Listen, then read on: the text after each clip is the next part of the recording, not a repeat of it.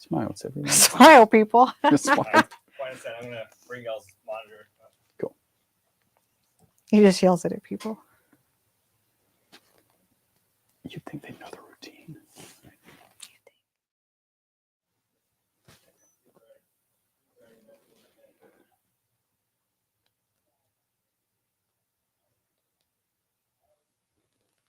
Smiles, everyone. Smiles. Welcome back to History of Television. My name is Lars Nilsson, and I'm here with Amanda Reyes. And we are continuing our examination and exploration of the works of Texas-born television producer, probably the most successful television producer of all time, and a man who loved his work, Aaron Spelling.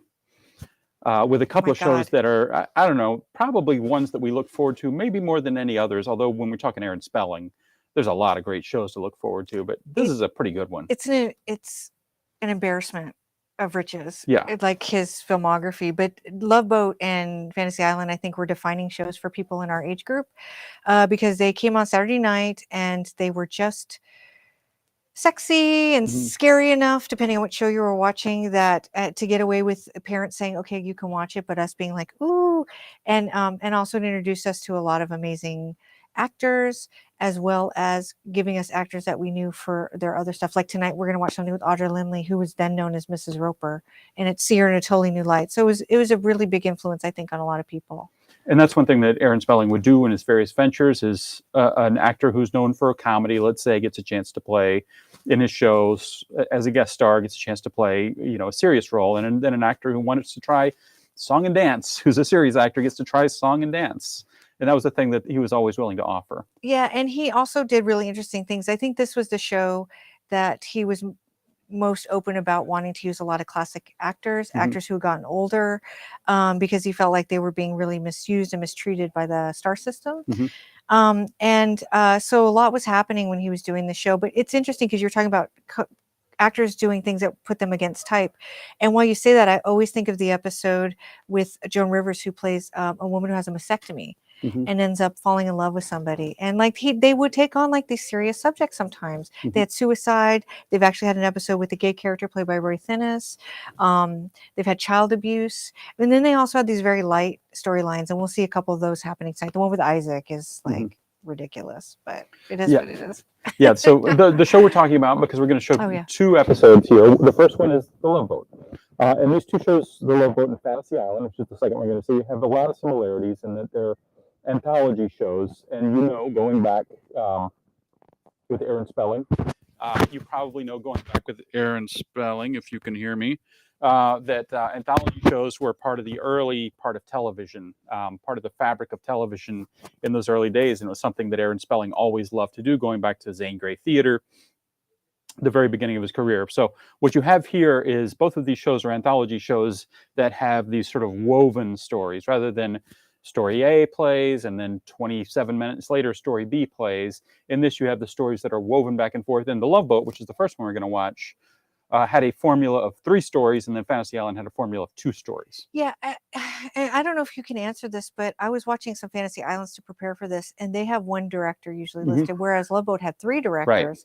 And if you watch enough Love Boat, I think you'll grow to appreciate how well put together that show is, because some of the stories don't necessarily intertwine, but they have to set up scenes where actors are together and congregating, and the storylines kind of surround each other. Yeah. But you're using 3 filmmakers are putting it together, and it's a really and interesting 3 screenwriters generally are credited. Right, So you'd have 3 different screenwriters, and then the producers would work.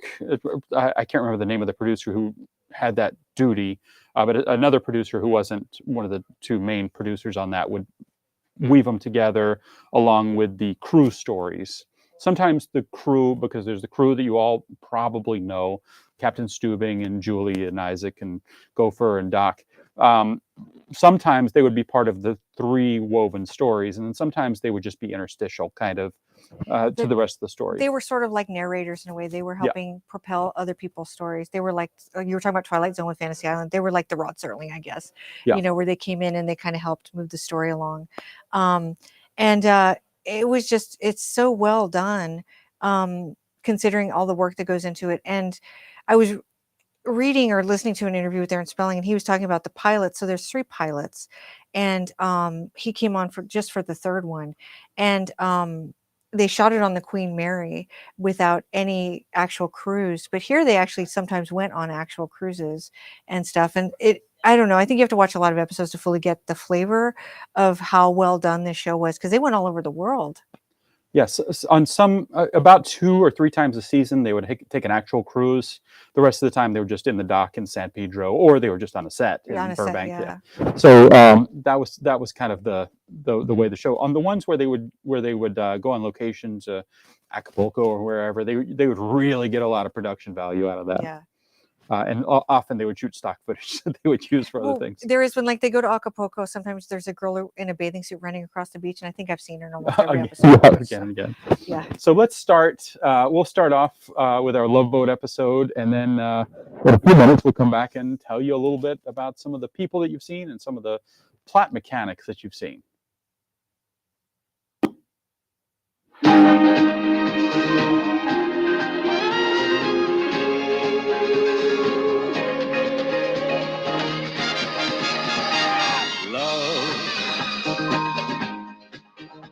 Exciting and new.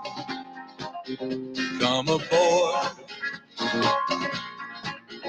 We're expecting you and love. Life's sweetest reward. Let it flow. It floats back to you.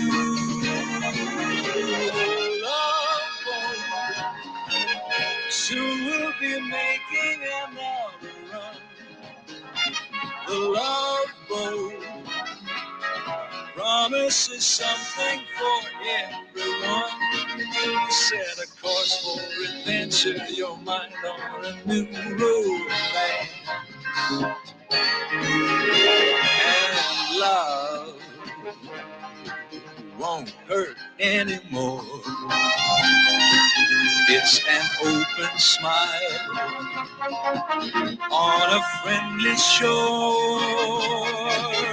It's love. Welcome aboard, it's love.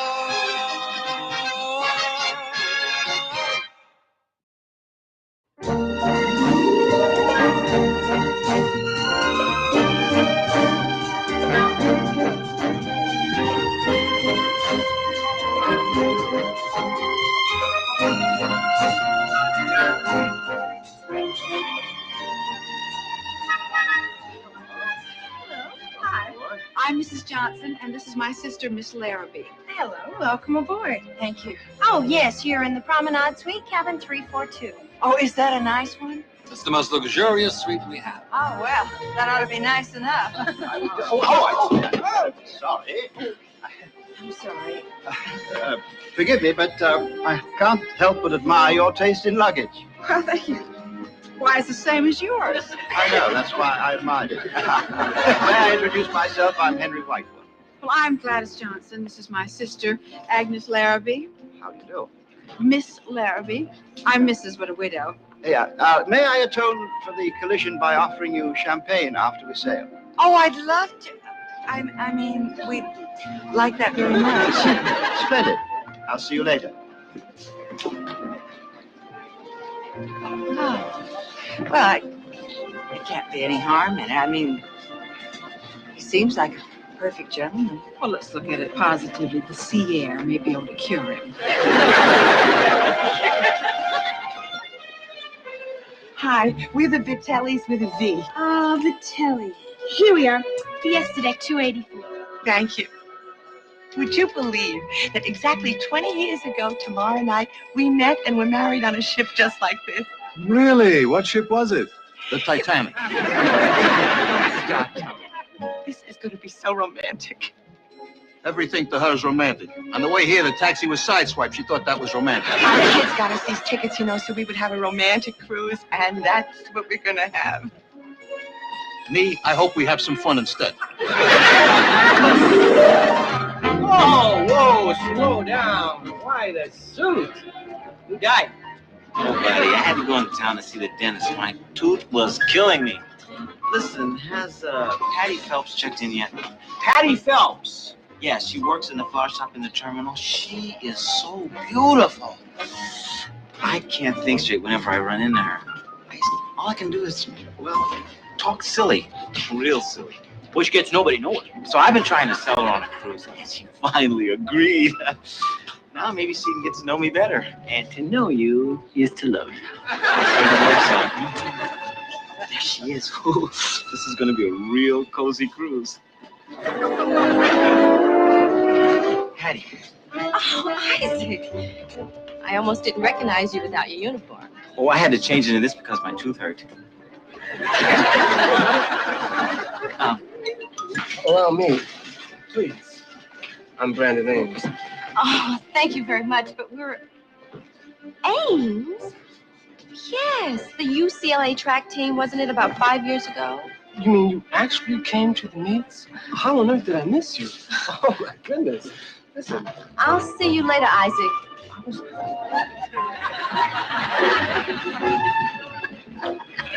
Well, you were right. It is going to be a real cozy cruise. The three of you.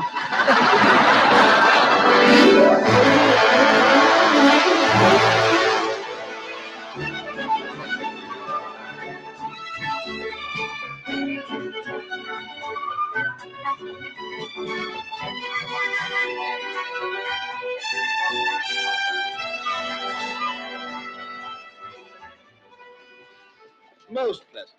A welcome change from English weather. Oh, I like English weather. Oh, you visited? Oh, just once. Devon. I loved it. Do you know that we actually stood right on Plymouth Hoe on the headland where Sir Francis Drake first sighted the sails and banners of the Spanish Armada? It was thrilling. Agnes gets carried away sometimes. Not at all. It's most refreshing, especially these days when people tend to mask their emotions. I trust that the champagne is of satisfactory quality for the Earl of Dunsbury. Isaac. Oh, I'm sorry. I forgot. It's fine, thank you. Did he say Earl? Yes, I'm sorry about that. I told Isaac not to say anything. Do you actually have a title? Totally through the deeds of my ancestors, one of whom stood with Drake and Lord Howard on that very headland you visited, and then put to sea in Her Majesty's good ship Ark Royal to face the armed might of the Spanish Armada. Oh, how wonderful. However, this is a different world, and I'd be most pleased if you would call me Henry. Henry? Oh, I say, I'm terribly sorry. I have a call to make to England. My son, you know. May I look forward to the pleasure of your company at dinner this evening? Oh, that would be lovely. Fine. Oh, bless. Slow down. He may be a total phony. But you heard him. One of his ancestors actually sailed against the Armada in the Ark Royal. Let's check with the captain to make sure it wasn't the good ship Lollipop. Mr. and Mrs. Vitelli? Yes. Hi, I'm Julie McCoy, your cruise director. Oh, hi, Julie. Dr. Bricker told me that this is your 20th wedding anniversary. That's right. Well, it gave us an idea. We thought you might like to have a wedding ceremony. If you're also the house detective, Rose and I are already married. Oh, I know, but couples sometimes like to go through the ceremony again on their anniversary. I'm sure the captain would love to officiate. You put her up to this. I did not put her up to it. Listen, that sounds like a wonderful idea. Tell the captain yes. Tell him no. Forget it, Rosie. I feel silly. Tony, just once I want to do something only because I want to do it, okay? And I would love to do the ceremony again, so tell the captain yes. I'm sure you'll enjoy it, Mr. Vitelli. But we're already married. Who needs reruns? It would be so romantic. Make up your mind. You want romance or marriage? Tell the captain yes. Okay.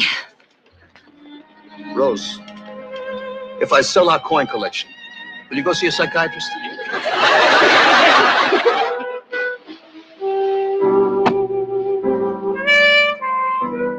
Oh, there she is.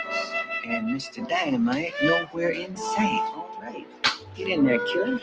Right. But nothing silly. Right. Just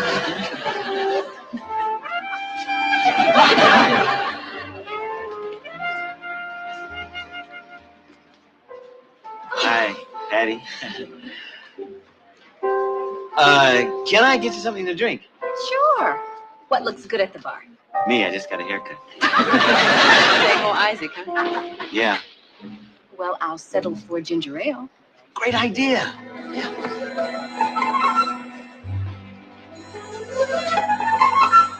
Hey, you got a big laugh out there. I couldn't listen. You doing the funnies again or what? I couldn't help it. This dumb joke just popped out. I was going right over.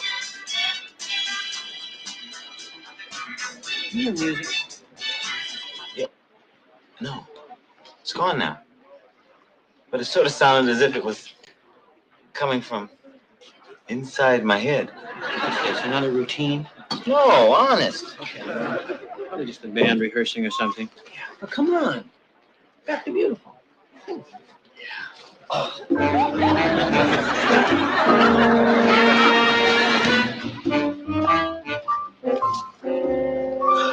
Patty. It's a ginger ale.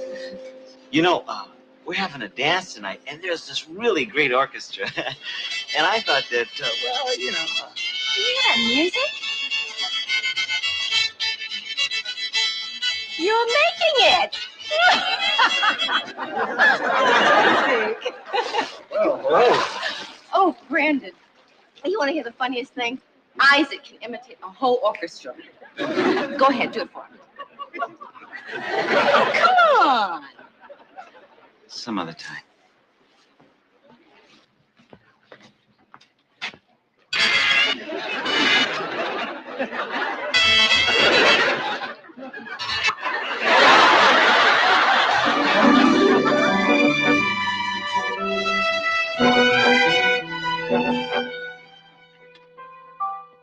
Did you speak to the captain? Henry is legit. He is a widower, one grown son, and he is a real earth. Now, about dinner, why don't just the two of you? Oh, no, you don't. That's sweet of you, Gladys, but I'm not going to let you do it. Now, we agreed to spend Mother's insurance and have a once-in-a-lifetime cruise together, and we're going to have it together. Besides, I wouldn't even enjoy myself knowing you were sitting alone. Hello? Mrs. Johnson, this is Gopher. Well, hello there, Tiger. No, not tiger, gopher. Much smaller animal. But seriously, we found your suitcase that was mislaid. You're a persistent little devil. What are you doing on this ship anyway? Well, ma'am, I seldom leave it, especially when we're this far out in the ocean. Why don't I just send it down to you, okay? Tonight? Well, you know that I'm with my sister. What? Would you stop that? What happened?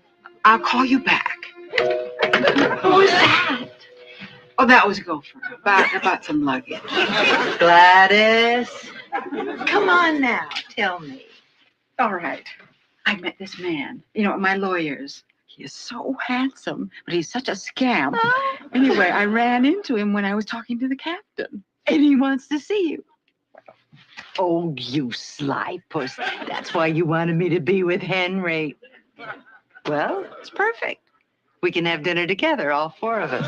What he had in mind was dinner alone in his cabin. Dinner alone in his cabin? I don't think I should. Gladys Johnson, this is your sister Agnes talking. Now, did I ever steer you wrong? It's later than you think. Go for it.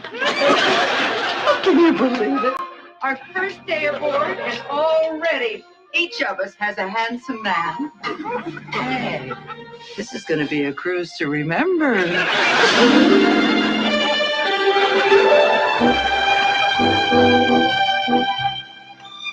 Music? From inside your head? It's not my imagination, Doc. Other people have heard it too. Yeah, no, but in all my experience, I've never run across... wait a minute. Have you had any dental work done recently?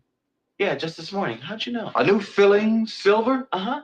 I tell you what, I read somewhere that occasionally the crystalline structure of a filling vibrates in sympathy with radio waves. That could account for it. Let me see Yeah, you might just have a case of radio mouth. It's possible, but it's a 1 in a billion chance. That's me, 1 in a billion, Isaac.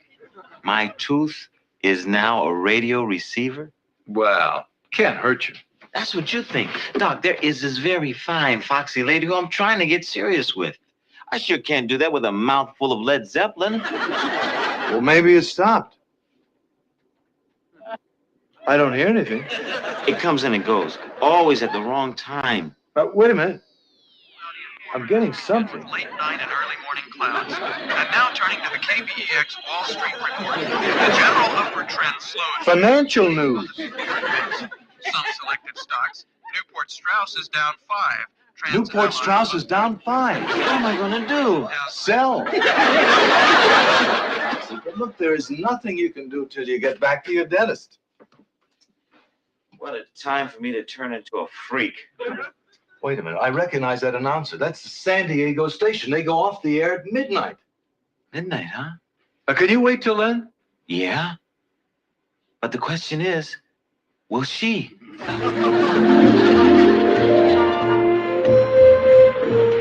And tell Doc, if he has time, I need a best man for a wedding ceremony. Yes. 9 o'clock, my office. Right, sir. Okay. My, don't you ladies look lovely? Oh, thank you, Captain. That's right. You look absolutely marvelous. You look like a duchess. But I don't feel right wearing your pearls. Well, there's no sense in my wearing them, because the guy I'll be with would just bite them off. You stay out just as late as you want, because I'll be even later. I'm going to have a real fun night. Good evening, ladies. Oh, hello, Henry. How fortunate I am to have such twin Aphrodites. What? I've never seen more magnificent pearls. Oh, thank you. I mean, Agnes has superb taste. Well, shall we? Without me, I'm afraid I forgot I had a previous commitment. Oh, I am sorry. Well, perhaps we'll see you later. Have a good time.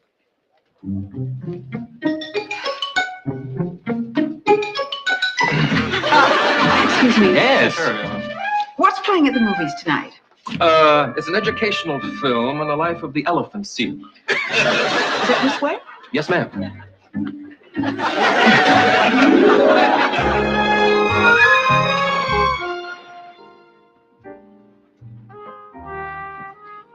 I'm going over there and I'm going to dance with her because the orchestra is playing loud enough to drown out my feeling. Don't chance it.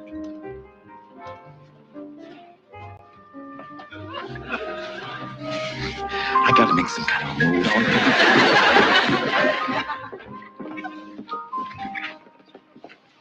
May I? Momentarily. Well, no jokes?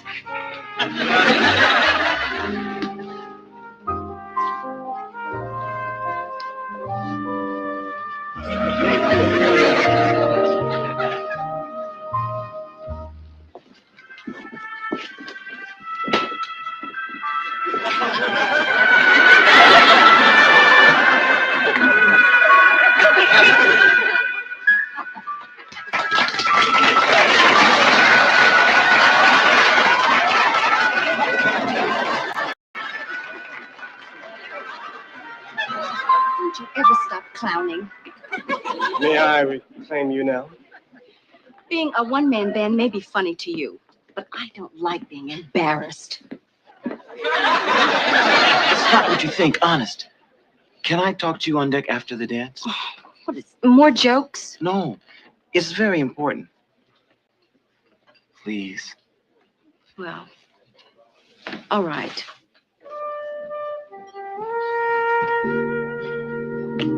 And a young man blew it again, huh? No, Goat is gonna be all right. She promised to meet me on deck after the dance. And when San Diego goes off, the charming Isaac Washington is gonna come on.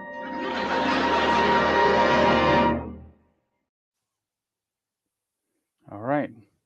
So we see that setup with the three stories. We've got there's a romance story, there's a comedy story, although they're all pretty comedic, and then there's a drama story. They're all very romantic. Yes, that's the nature of the Love Boat. That's why Geraldine Sanders wrote her famous article, "The Love Boats." Yeah, have you read that book? I have not. It's not great. Yeah, I wouldn't think so. It's a lot saucier Yeah. than the show. The show really tones down a lot of the sexual content, Mhm. Which I think works personally. And actually, there's a great interview with Fred Grandy who talked about why he thought the formula worked so well. And he said because it was more than just sticking a do not disturb sign on your door. It was actually about these interpersonal relationships between the travelers and the crew and the passengers. And I agree with that. I think it was more than people gave it credit for. Sure. Yeah, and people also, they wanted to spend time not only with the guest stars, because there are often people they knew from other shows or from movies, but as it happened, they wanted to spend time with this cast, and it ended up being like a really pretty well cast group of people Yeah, that they absolutely, had, yeah. because you felt like you liked these people, you thought they were funny. I'm always just sort of blown away by how good just they are as just actors and moving this thing along.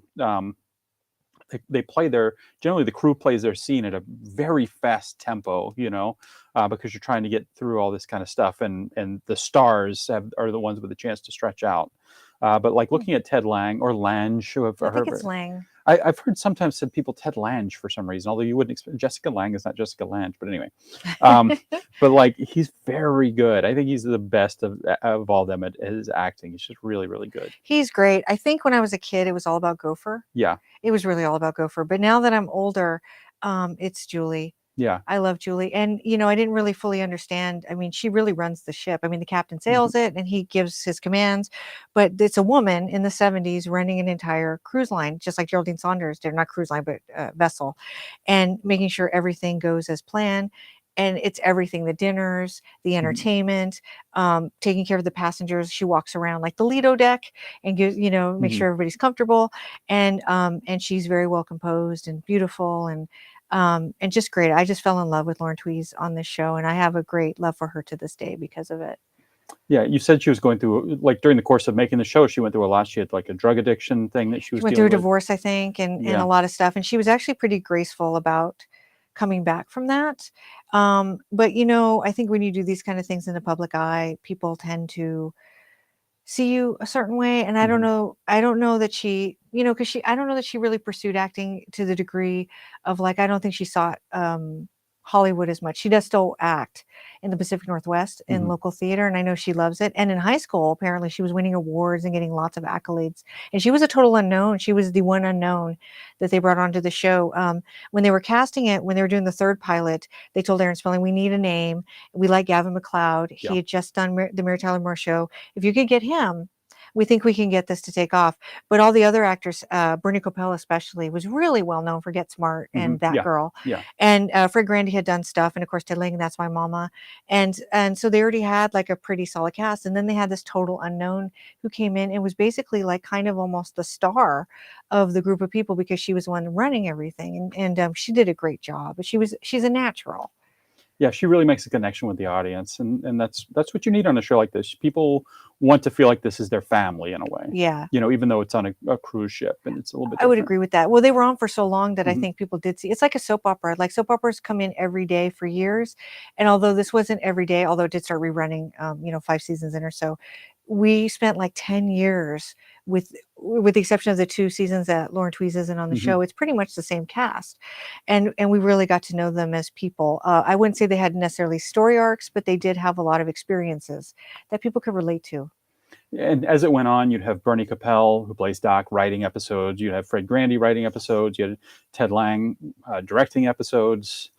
So it was really kind of a thing where they were all part of the repertory company doing this show. Yeah, absolutely. Yeah. All right. So anything else you want to say about it before we head back into the episode? No, I think that's good. I do want to talk about Audra Lindley in a little bit. Sure. Yeah, We'll talk 'cause she's about my her idol. after the next break. Okay. Okay. All right. On with the show.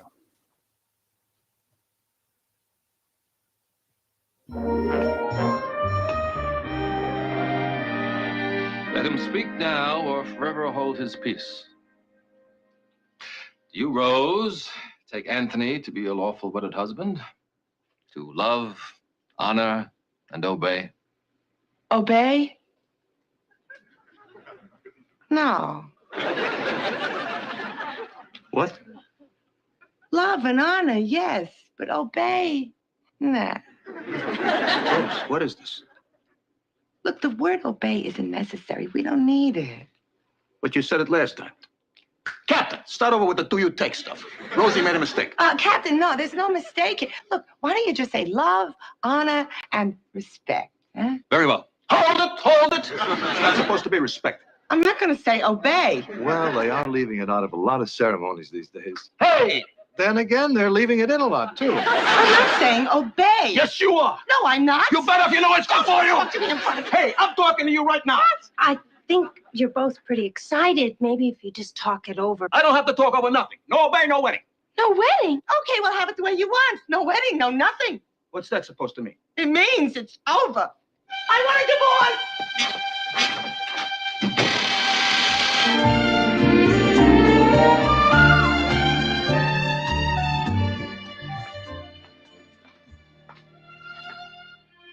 Good evening, Mrs. Johnson. Hi, Julie. Sit down. Thank you. I'll tell you all you want to know, but we're afraid to ask about the mating habits of the elephant seal. Are you all right? Oh, I'm tired.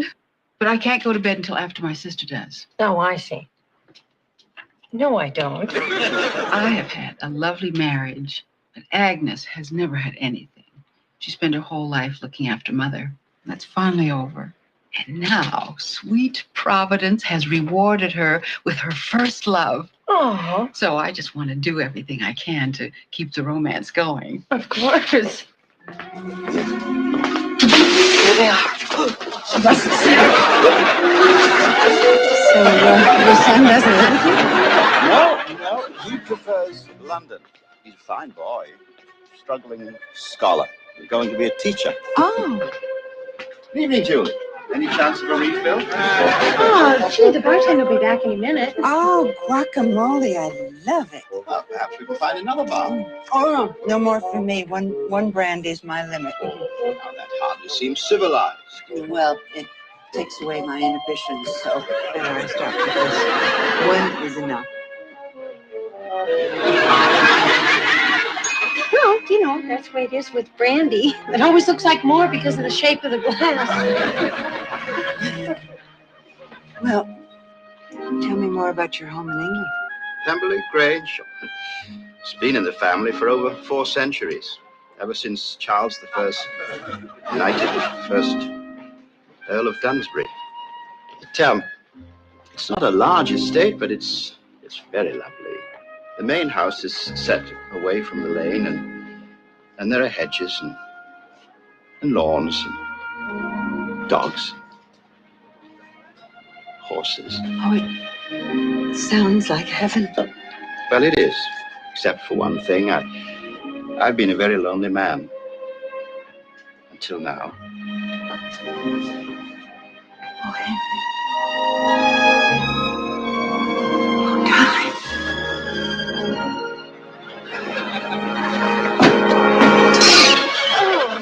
No, don't worry about it. I'll take care of that. Yes. Listen, why don't you two go to the lounge? I'm sure that other bar is open. Okay? Don't worry about this. I'm so sorry. Don't worry about it. Oh, well, that was so awful.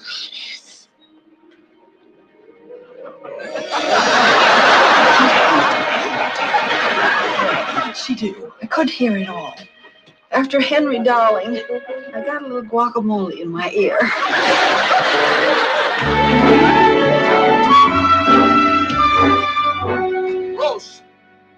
Rose, I've been looking all over for you. Rose, I'm talking to you. Pardon me, I don't talk to strangers. What are you doing? Packing. Packing? Where are you moving to? We're on a ship. I'm not moving anywhere. You are. You said the marriage was off, right? Well, yeah. Well, yeah. See, I am not in the habit of sharing cabins with single men. I'm no Tootsie. Come on, this is crazy. Why don't you say okay, huh? Hey, I come a long way, baby. Now you're doing commercials. I blame this on Marlo Thomas. Oh, Tom. I caught you watching on Merv Griffin. All this women's equality stuff's got you wacko. Women are not equal! I hope not, because if women are only equal to you, I don't want to be one. What do you expect me to do with this?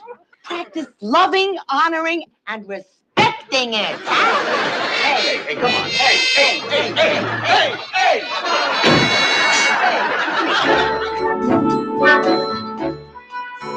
Okay, Cinderella. Midnight. Truth is off the air. Yeah, I know. They just finished playing the Star Spangled Banner. All right, okay. I'll see you in the morning. Can you set that for a wake-up alarm? Hi. Hi. Thanks for showing up. This means an awful lot to me. Oh? Yeah, there's so much I want to tell you. Like, you know how I always buy flowers from you whenever we're in port? Mhm. For my aunt? Well, I don't have an aunt. Oh, you devil. They're for your girl? No. From my girl. And I'm not joking. And you know how I left you those cruise brochures? Oh, yeah. After reading them, I just had to buy a ticket. Aren't you starting to get a message? Was there supposed to be a message? There sure was. Tell me. I'd love to hear.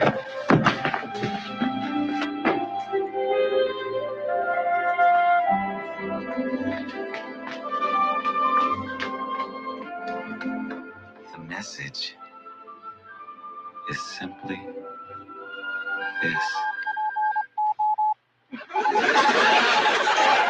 Why don't you just put a funny lampshade on your head and leave me alone?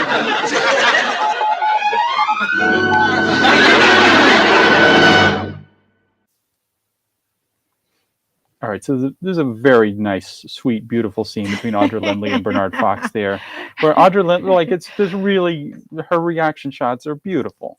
I'm laughing because Yeah. that's my favorite scene Mhm. in the episode. I love this episode, and Audra Lindley has been in 5 or 6 of these, Mhm. and she's in a lot of two-parters. And I probably would have picked the Alaska cruise had I been able to pick a two-parter. It's my favorite. Her and Lauren Green in that are just beyond my dreams. But this is a great episode because, again, we're used to seeing her as Mrs. Roper Mhm. at this time in her career, and here she's playing with her regular hair, her gray hair, and playing this kind of like woman who ended up taking care of her mom and didn't really get to have her own life. And then she meets this Duke who's played by Bernard Fox, and they're both kind of like lonely older people that meet and instantly fall in love. And I love it. It's like that dream that you have as a little girl. And I think she referenced it later. Like, remember we used to talk about me being a princess one day or something, and it's living out this fantasy when you think those fantasies are gone for you. Mhm. And that's such a beautiful message. And Audra Lindley is in all of the most moving episodes of the series, including, I think, the 3rd pilot, where she plays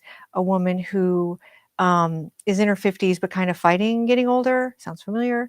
And she hooks up with Phil Silvers, who's a little older, and he's decided that his life is over because he's a certain age, and the two kind of meet. And it ends up having kind of a tragic ending. You don't often see that on Love Boat, but it's beautiful. And I love her. And whenever I watch The Love Boat and we get to an Audra Lindley episode, my heart just soars. And I think this is a perfect example of why the show was so good, because we do have 2 older actors in this romance story, not to mention Jerry Stiller and Ann Mira. Mhm. Again, we were talking about how they're like the perfect working class couple. Yeah. And then, of course, we have a couple of color, right? And there's a nice sense of representation on the show that you didn't see on a lot of shows then, or even now, to a degree. And one thing that's really interesting is this show was on on the East Coast. It was on at 9:00. I believe. I think Love Boat was a 9:00 show. We saw it at 9 in the Pacific. And then Coast. it's yeah, okay. So it was a 9:00 show. And the conventional wisdom later on would be that in a 9:00 show, it cannot have older appeal. You stack all your older appeal stuff in like 7:00 hour, 8:00 hour. So Wow. Demeaning. yeah. And Aaron Spelling, and this is an Aaron Spelling Douglas Kramer show, I believe. They really felt like that there were older audiences, there were younger audiences, there were audiences who would sit and watch this stuff together. Obviously, we were kids when we were watching this stuff, and we enjoyed the hell out of it. Absolutely. And obviously, our grandparents could sit and watch it, and they Yeah. would enjoy the hell out of it too. So that was that's entertainment. That's an entertainment professional who can figure out how to do that. Yeah, I think he just cared about the audience a lot, and he got good ratings. So of course he got the power to back his decisions. But I think he was always thinking about that idea of the universality of of his shows and how he could reach these wide audiences. At least in the beginning, I know when he did Melrose Place and 90210, he was definitely hitting a different demographic. But in these shows, he cared about people. One of the things he also said was this was a great vacation that people couldn't always afford to take. Every week they could sit down and we're going to go somewhere nice, and nice things are going to happen to nice people, and people are going to get entertained. And so he wanted that whole, that's the word broadcasting, means broad appeal, and he really sought that out. And we should note that when 90210 and Melrose Place came in, the broadcasting world was different because cable was a true reality. It wasn't like you had to sort of narrow cast at that point. But when there's 4 television stations that most people have, you really could broadcast. And you should broadcast, and you must broadcast. Yeah, absolutely. And he was one of the best. Yeah. One of the greats. We lift our glasses to him. Yeah, I don't have any. I'm wearing glasses. You lift your contact lens. All right, so we'll resume this episode, and we'll come back and talk a little bit more about the Love Boat. Yay!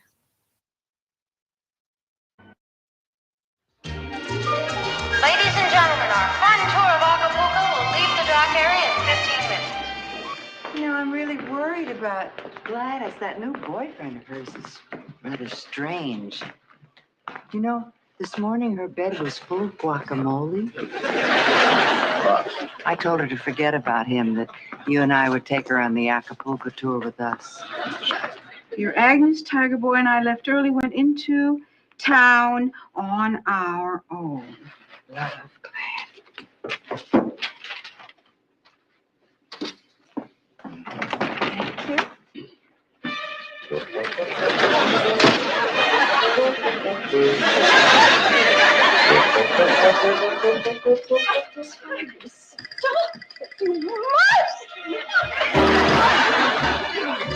Oh, animal. Oh, you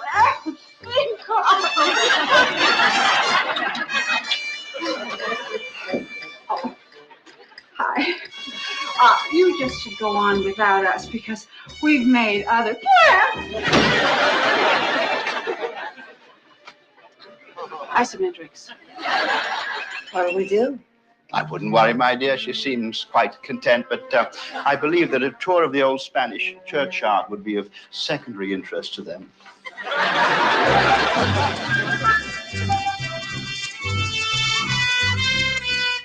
Hey, Isaac, come here. Could you find a dentist ashore? 3 of them. And they all said the same thing. No es necesario. Not necessary. That's what they said. Right after they finished with a lot of heavy Spanish laughter. They didn't believe me. The radio and the filling never made a peep. Now, look, you won't pick up any radio signals till this evening, so why not go after your foxy lady now? Let's see, that gives me 4 hours to live.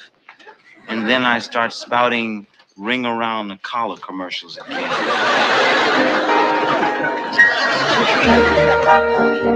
hope you enjoyed your stay in Acapulco. Our next stop is the Port of Los Angeles. I tried to explain to Tony. I said, it's not necessary for me to say the word obey. What's important is that we respect each other. What did he say to that? He said, I'd respect you more if you obeyed. You really miss him, don't you? Half the time he drives me crazy, and the other half of the time I want to kill him. But he's warm, sweet, he's comfortable, you know, like an old slipper. Tell him that. No, I know my husband, Julie. Tony would never let me forget that I begged him to come back. This time he's gonna have to meet me halfway. Think he's gonna do that? I don't know. I saw him earlier up at the pool with all those young girls. He seemed to like it a lot.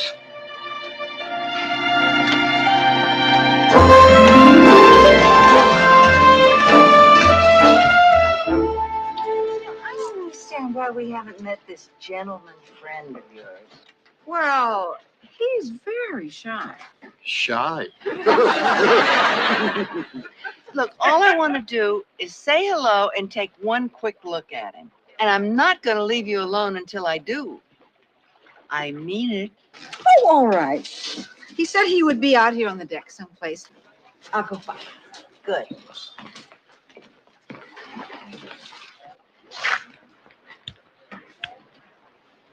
Excuse me. Yeah. Could you do me a very great favor? What sort of favor? Well, I was trying to learn to play shuffleboard, and I just, can't seem to get the knack of it. Could you just give me a minute to... Sure. Be glad to. Oh, excuse me. This is my sister, Agnes. It's nice to meet you. How do you do? And this is Henry Whitewood. How do you do? Excuse us. Henry White. Yes, you're the Earl of Dunsbury. The captain told me you were aboard. It's a real pleasure. I'm Father Brendan Riley of the Mexican Mission. Father Riley? It's a reform mission.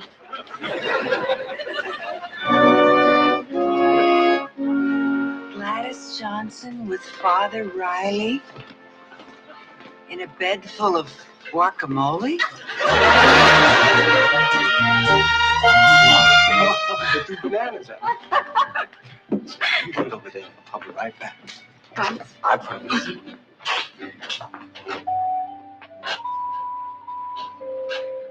Okay, now's your chance. Go ahead.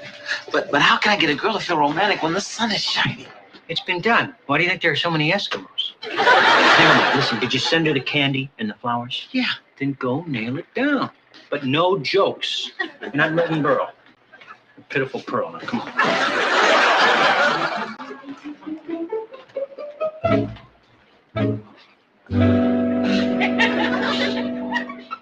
Hi.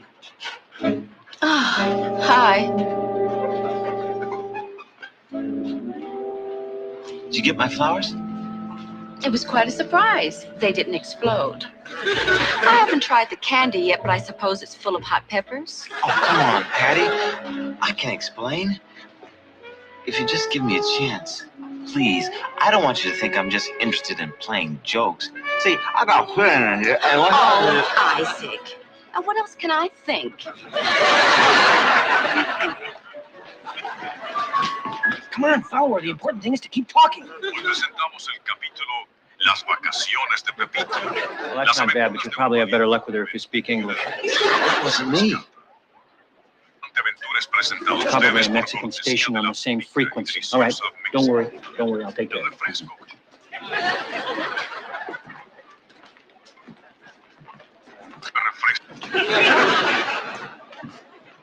Y ahora,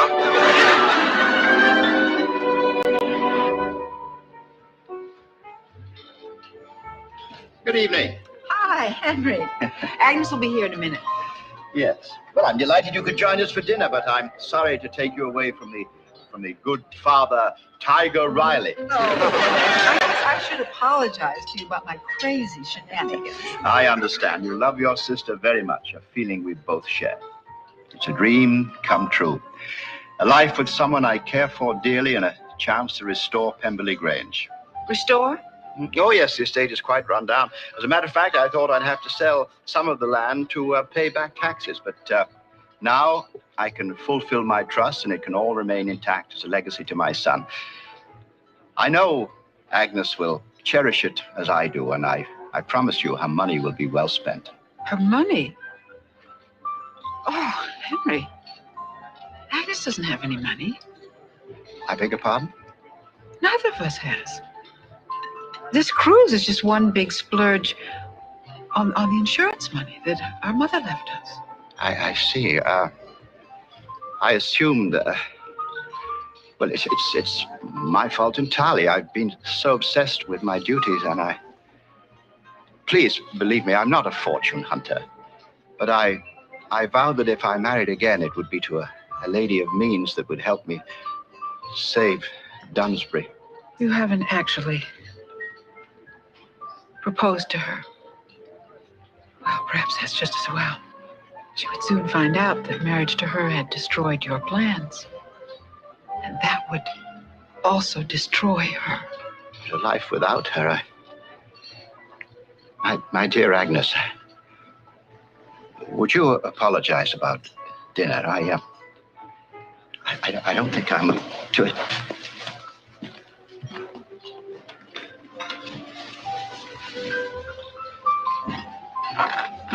Gladys, I have a feeling tonight's the night. Can you imagine me, Lady Dunsbury? It's just like Argyle Sunday, remember? And Lord Henry Brinthorpe, England's richest and handsomest bachelor. Agnes, Henry can't make dinner, so it's just you and me. Oh, well, he probably has to call his son. He usually does about this time. Oh, Gladys, I never thought life could be so wonderful. Plan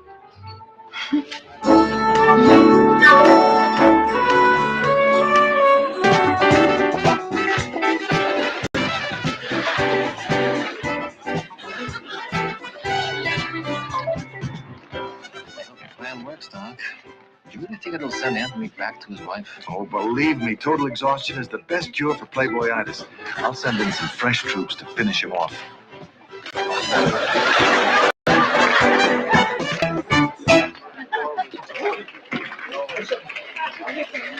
Nice work. You're doing great. All the chicks want to dance with me. That last one, she was only 19. 19? I got ties older than that. You want to go for an older woman? There's a 20-year-old panting in your direction. I got to get some air. Oh, you can't quit now. The night's young. Yeah, but my feet ain't.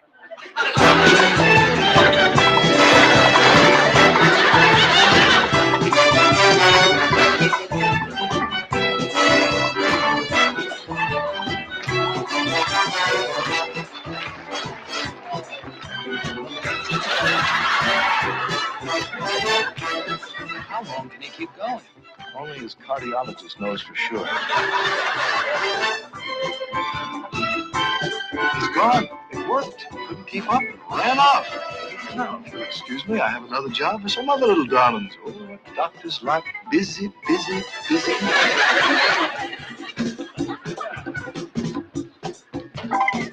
I don't think you'll have any more trouble, Miss Vitelli. Anthony's gone. He's probably scouring the ship for you right now. But suppose he just went down to his cabin and took one of the girls with him.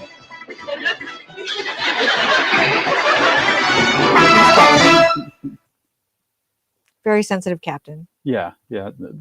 This is like the fact that this is set. I mean, it's not an offensive show by any means. It's not like socially radical or anything, but like it really does reflect the sort of, the sort of swinging, the post-swinging 60s, the 70s, where, there were singles bars and all that fancy stuff going on.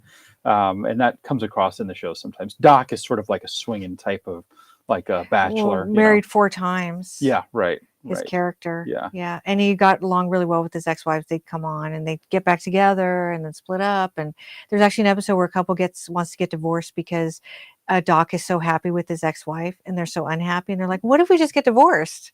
But then they realized that wasn't the right path.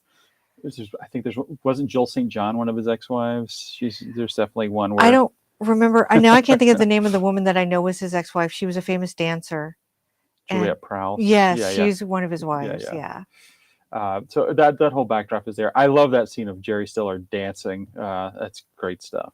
It's kind of vaudevillian, like the humor. It's very broad a lot of times on the show, but it works. And like you were talking earlier before we got on here about how this show is basically like a replica of Love American Style, if Love American Style was on a boat. Yeah. And it kind of is. And that was very just big humor. Like it was stuff that like I call it vaudevillian because I just picture somebody like standing on a stage in 1920 telling the same jokes. Yeah. You know what I mean? It's innocent humor, but it works really well. The broadness of the humor almost sort of, as much as I don't love having a laugh track, having canned laughter, because obviously it's canned laughter. This is obviously not in front of a live studio audience. This is canned laughter. As much as I don't like that, I kind of feel like you kind of have to do it. Love American Style has it too. You kind of have to have it because the jokes are so broad that it's not that you need a cue for when to laugh. It's just that the timing would be off if they just went from a joke into nothing. There are Love Boats without laugh tracks that there? are online right now on Paramount Plus. Yeah. If anybody wants to dig into the show, it's free on there with the app. And it's so bizarre to watch it without the laugh track. It's still really good and I'll watch it, but I don't know, maybe it's a nostalgia or comfort thing for me to have it there because I'm so used to it. But Yeah. they do have a handful of them. And I feel like the later episodes, so the last season was really just a few TV movies. I feel like those might not have had laugh tracks intentionally. Okay. But some of them either they got left out or they were going the route of MASH. Yeah. Yeah. Let's Yeah. get more serious. Yeah. Yeah. But there are a handful without laugh tracks that you can find, and it is different. It's Yeah. different. We were also talking about there's very little Captain Steubing in this episode. There's very little Gavin McLeod, and Gavin McLeod was a network suggestion, I believe, where they had tried different captains. They had tried much more sort of straightforward, sort of like handsome dude type captains in the TV movie or in the pilots, and eventually it was suggested they needed a star, and because he had been Murray on the Mary Tyler Moore. He was the big suggestion. And he loved it because for people who don't know much about Gavin McLeod, he started as a heavy, and you can actually see him. We were talking about Hawaii Five-O. I believe he's in Hawaii Five-O. Oh that I yeah, saw. he plays Big Chicken. Yeah, so Yeah. like he played these bad guys, which blows my mind because I know him as Murray and as the captain.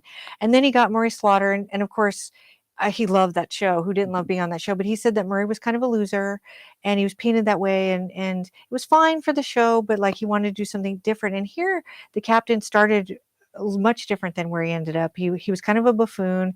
He wasn't that well loved in the earlier episodes, but he transformed a lot. He had a great character arc. Also, he got to be a romantic lead in some of the stories. He was just like everybody else in the show. He had his share of love and loss. He was great with Jill Whelan. This is not a Jill Whelan. Oh, Jill Whelan. She's in it. Yeah. She's in this at the Doing beginning. child labor. Doing I think, child yeah, labor. yeah. They had great rapport with each other. And a lot of times when you bring a kid on the show, you're like, well, we're jumping the shark. But she worked out really well and grew up on the show and stayed really close, I think, with some of the cast members. So he was great. He was perfect. Whoever made that call at the ABC network made the right call because I don't remember who played the captain in the first two, but clearly they didn't have the same chemistry. Yeah, yeah. You needed somebody maybe who's like a little bit of a schmo, just so they wouldn't be too distant, you know? Yeah. Yeah. Yeah. So that all kind of comes across. Anything else we should say before we? I think we're heading into the final chapter of the show. I don't want it to end. Marion It's so Ross? good. Oh yeah, Marion Ross. Well, first of all, her wardrobe is amazing in this, and I want every outfit, particularly that night evening dress she's wearing. But also, this was playing against type for her too, because we would have known her best as Mrs. C on Happy Yeah, Days, yeah. and Mrs. C was wonderful, but she was kind of this. I don't want to say airhead, but she was kind of this light character. And here she's playing a little sexy, a little edgy, and a little more serious than normal, and or not normal than we see on Happy Days. And she actually, I was mentioning she's also in a TV movie called Midnight Offerings where she gets to do that too. TV, those kind of venues, like these kind of shows that had revolving doors with guest stars, and TV movies were a great venue for these types of actors, and she's a prime example of that. At this point, I think Spelling wasn't making TV movies anymore. Once they got Well, he did do The Best Little Girl in the World in the early 80s. Okay, And he did The Boys in the Band later for pay cable. Okay. So I think he dabbled in it, but yeah, his heyday was in the ABC Movie of the Week era, I think. there was, but he had a lot of shows on the air at this point. At one point, I think he had 6 hours going in a weekly, primetime schedule. So Yeah, that's why ABC was the air and broadcasting channel for a long time. Right. And we've said it before, but the critics hated every single Aaron Spelling venture. They hated the shows. Public loved it. Critics hated it. Critics have always sort of rewarded. Television critics have always sort of rewarded sort of the high-toned. There's almost kind of a paternalistic attitude towards the audiences, like you got to bring them up, you got to give them the good stuff. Like this is our responsibility Yeah. to and it's great. There's a lot of great, like Hill Street Blues is great. St. Elsewhere was amazing, but like there's room for all kinds of programming. And so I'm going to just veer real quick to Trapper John MD. Because I love that show, but also Charles Siebert, who played Dr. Riverside on that, did this great interview. They said, why is your show so popular? It's crap. Why is your show so popular? Well, you know what? It comes on at 10 p.m. on Sunday nights, and people are getting ready to go to their 9-to-5 jobs the next day. And we wanted to give them something nice to end their weekend with. Mhm. That was the goal of our show, was to make people feel good. And what's wrong with that? Why does Yeah. that have to be crap, right? And so I think Love Boat always had the same sort of goal in mind. Yeah, you have this device in your house, and it sits in your living room, and you turn it on, and it makes you feel happy. Yeah, why you know? not? Yeah. Why not? I mean, and you can get all the others. There's room for all of it. Yeah. And the 80s did have all of it, you know, Mm. but you're right. The critics, for some reason, couldn't understand that it was okay to just have this fun show coming on every Saturday, you know. In an odd sort of way, and this happens a lot. I'm a film programmer. This happens a lot. That, you know, a few years ago, Ishtar was sort of considered this terrible movie, you know, and now if you were to take like a critical consensus among film programmers, film critics, film people, like Ishtar has been revitalized. Like people understand that Ishtar was more than sort of met the eye. And I think, you know, that's happening maybe with Aaron Spelling, you know, at this point, thanks to your work, you know, that you've thank done. you. Stuff like even stuff like this in some small way, you know, is sort of helping to kind of, I hope sort of revitalize our thinking and revise, I should say, our thinking about Aaron Spelling. Yeah, I also think though that also like the fans like myself who have turned to writing about television and stuff, we love the shows growing up. So we weren't like this stuffy 40-year-old Harvard, you know, graduated television critic. Stephen Schuer. Yeah, we were people who were watching this show, and it was Yeah. forming us Yeah. at the time. And so when we get to this age and we're doing what those people were doing, now we're looking back and we're like, you know, that was kind of wonderful. Yeah. You know, and some of it's nostalgia, and I know nostalgia has a lot of layers to it. Yeah. But also there's nothing wrong with nostalgia, but I think some of that is literally I felt really good as a kid watching the show. Yeah. So why don't I go back and revisit it? Oh my God, look at all the stuff that he's doing now. So yeah, I think it's just we grew up with these shows, and now we're in this position to share that feeling that we had. Yeah. And there's more to it than just nostalgia, that we are old enough to have done that. I think if you're 20 years old, you can watch these and get a lot out of it. And particularly like if you're looking at going into television production or whatever, there's a lot to learn from the most brilliant escapist producer of all time, you know, about making escapist stuff, because people do want to escape their crummy lives. Absolutely. Well, also though, because I always have to add it, there is interesting subtext too to be found, and that's what makes him so good. It wasn't just this entertainment that was just okay. Let's have people having sex. It was like, oh gosh, let's have Black people having sex, and white people having sex, and rich people, and married people, and old people, and it was just wonderful. You know what he was doing. It was just speaking to a lot of us. I think we'll get on with our last part of this, and then we'll set up. We set up Fantasy Island, a show that in a lot of ways is similar to this, but completely skewed, of a completely skewed reality. So let's get on with our last chapter of this Love Boat episode. Hope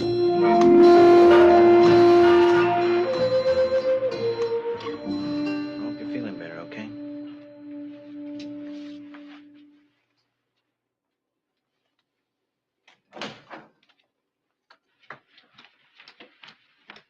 How is he? Oh, he's really down. He even got another bartender to take his shift.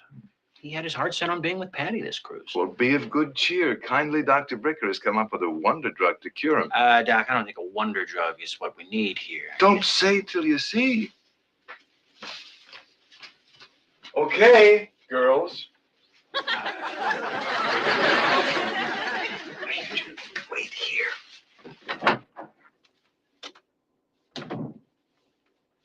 Oh, friend, you're looking at this thing all backwards. A musical tooth is not a liability, it's a big plus. Oh, not to Patty. Oh, there are plenty of other fish in the sea, including some remarkably great wigglers. Oh, I'm not interested. And when I told them about your talented mariachi molars, they went crazy and insisted on hearing for themselves.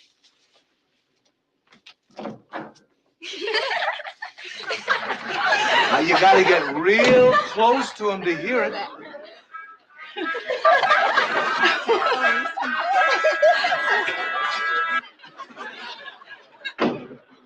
Excuse me, which is Isaac's cabin?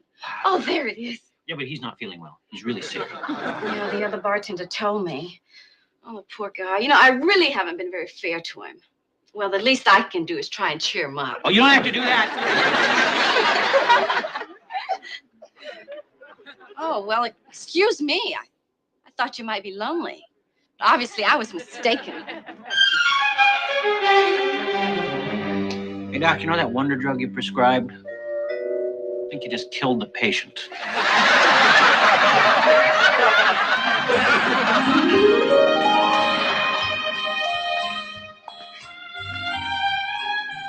miss you, Tony. Oh. Hi, Rose. I thought sure you'd be at the dance. I was just on my way. Oh. I go, but I only like the real slow dancing. You remember? Yeah. I remember. Well, listen, enjoy. Enjoy.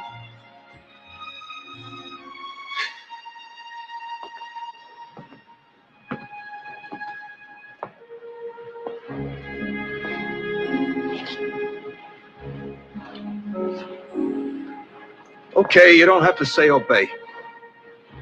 Do you mean it? Yeah. So we can have the ceremony. Why? Look, Tony, if you could say to me what you just said, who needs ceremonies? Look, we both lost our temper.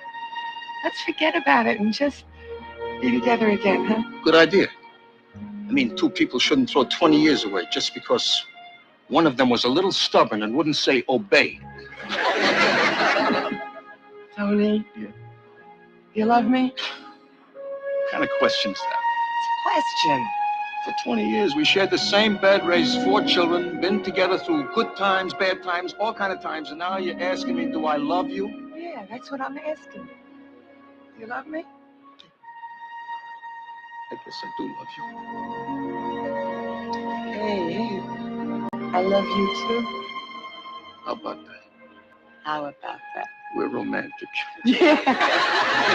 Happy anniversary, Rose. Happy anniversary, Tony. What is it, honey? Honey, I'm sorry. Did I hurt you? No. It goes away. And it comes back.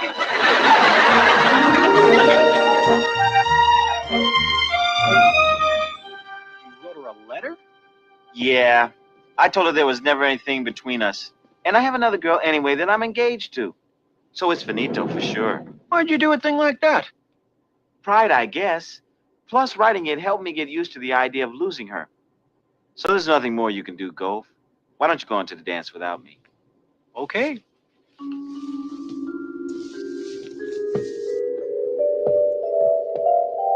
I'm sorry, Brandon. I don't know. I guess I lost the party mood. Well, if it was the crowd that bothered you, we can continue without it. I'm just tuckered out. We did miss a rumba. And we haven't tangoed yet. Brandon, now, be nice. Well, that's what I'm trying to be. Now go away. We've had fun. Let's leave it at that. I can think of a much better way to leave it. Brandon, now stop it. Brandon, please. Okay, you heard her. Hey, Isaac, I'm sorry. Are you all right? Oh, if you don't count the broken jaw, I'm fine. I think that you've done just about enough. So, Mr. Trackstar, get running. Patty, I didn't mean to. Good night.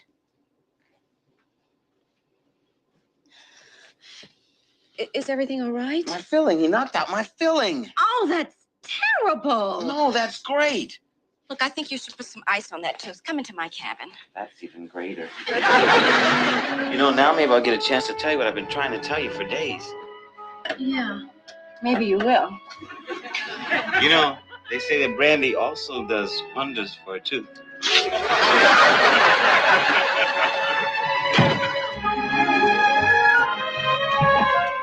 Well, I guess Henry must have had some packing to do. I suppose. Oh, neither one of us really took it seriously, you know. It was just a love boat romance. There'll be other men. Oh, well, of course. I mean, wasn't I silly anyway, thinking I was going to be Lady Dunsbury? Well, we'll both look back on this and have a good laugh. He was just being nice to me. He really was so nice. And I do love hedges and lawns and dogs and horses.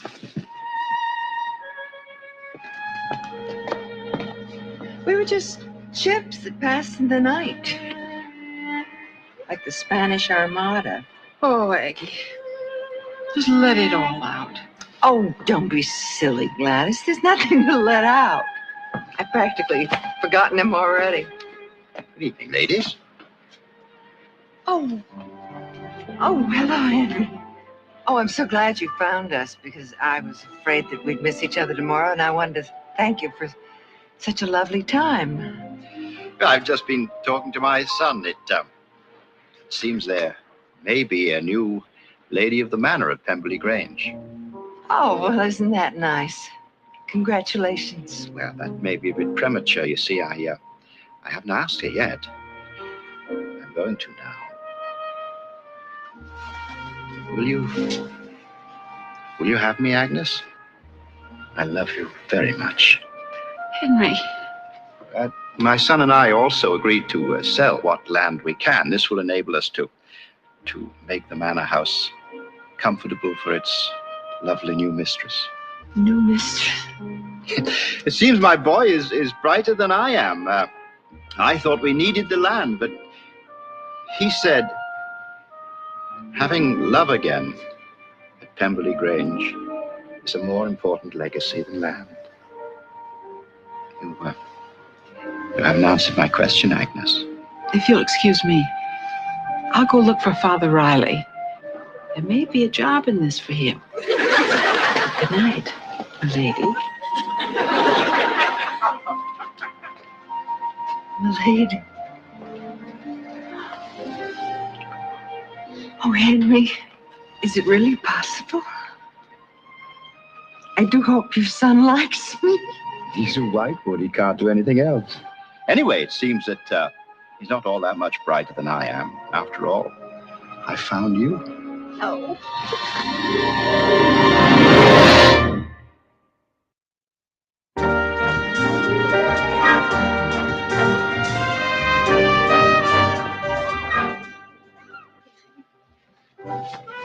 Well, how you doing? You all right, Isaac? You didn't lose a tooth, did you? Oh, just a part of one. But the tooth fairy left a little brandy under my pillow for it.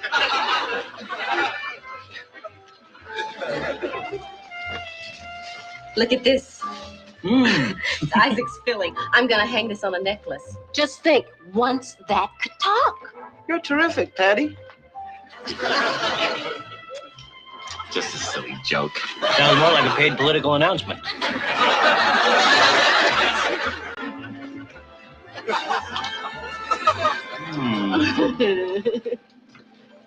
Boy, I sure am glad you and Mrs. Vitelli got back together. Well, I finally decided she doesn't have to obey me. Respect is more important nowadays. Good thinking. Oh, excuse me. Tony, I need $10 to tip the maid. You've got it. Yeah, honey, and take this and get us a taxi, Got a okay? taxi. And don't forget to thank the captain, all Thank right? the captain. Yeah, and when we get home, I don't want you just running off. No. Because you promised to move the piano into the front porch. right on. And then I want to hang those terrific masks we bought in Acapulco. Now somebody can only fix it so I don't have to obey her. I trust you enjoyed your cruise, Mr. Whitewood. That, my dear captain, is the understatement of the year. Then I hope we see you again. Only if you take dogs and horses. Did she say dogs and horses? Oh, she can't hear you, sir. She's got guacamole in her ears.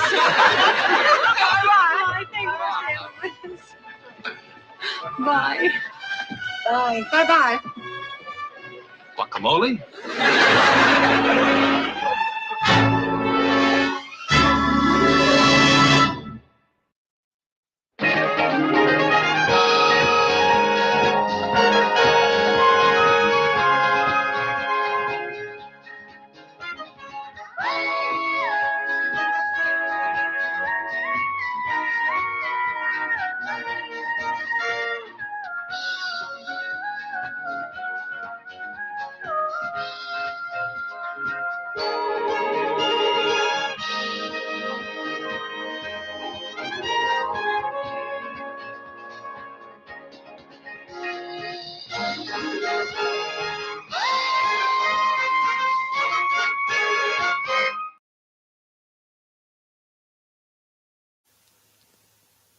All right, The Love Boat. That's our episode of The Love Boat.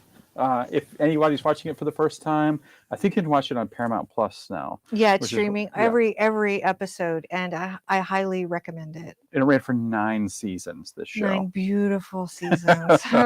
Such a great show. I started rewatching it last year from the first season. I'm on season 8 now. Yeah. So you're getting up there. And Julie was replaced for 2 seasons by Judy. Was she her cousin or something? I think it's her cousin. Yeah. Yeah, played by Pat Klaus. Yeah. For 2 seasons. Then she comes back and resumes her role. Yeah. It's funny how that happens. There's often like a cousin who's very sort of similar. Like when somebody needs to be replaced on a show, it does happen a lot. So that was The Love Boat, and we see this sort of intertwined 3 stories. And now we're going to take The Love Boat and drop it into the Twilight Zone because we have another anthology series in a lot of ways similar because there are like multiple stories kind of going back and forth. And it often is some combination of a romantic story and a dramatic story, or a comedic story and a dramatic or a romantic story. So, or a Me Too story. Right, which will be this one. And then you've got you've really got 2 main characters that you return to again and again, which is Mr. Rourke and Tattoo. So this is one that was produced with Len Goldberg, who was Aaron Spelling's producing partner. They really dissolved their partnership right around the time that this show was produced. They sold all of their company stock, including syndication rights and so forth, to Sony, or to Columbia, I should say, later bought by Sony. But this is a show that when they were trying to sort of just get it together, the network ABC really wanted Orson Welles. That's right. To play Mr. Rourke. But Aaron Spelling knew enough about Orson Welles. He said, I'm not ready to die yet, I think was his actual quote, meaning that Orson Welles was so difficult to work with. Yeah. It would have been such a pain in the ass that, but he knew Ricardo Montalban socially, was friends with Ricardo Montalban and suggested him, and it's just one of those master strokes. It's perfect. This show was actually a joke too, because I think Right. he was pitching things and the network was kind of like, I don't know, Aaron, it's not really working for me. And he's like, what do you guys want? What do you want? You want somebody going onto an island and getting their fantasies taken care of for them? And they were like, that sounds really good. Yeah. Why don't you think about that? He said sexual fantasies. Sexual actually. fantasies. Yeah. And he's like, okay. And that's kind of where it started, which is really funny. This kind Yeah. of seed of an idea was like just a frustrated Aaron Spelling. Yeah. But this was a really great, fun, weird show. I don't think there's ever been a show like this on TV since.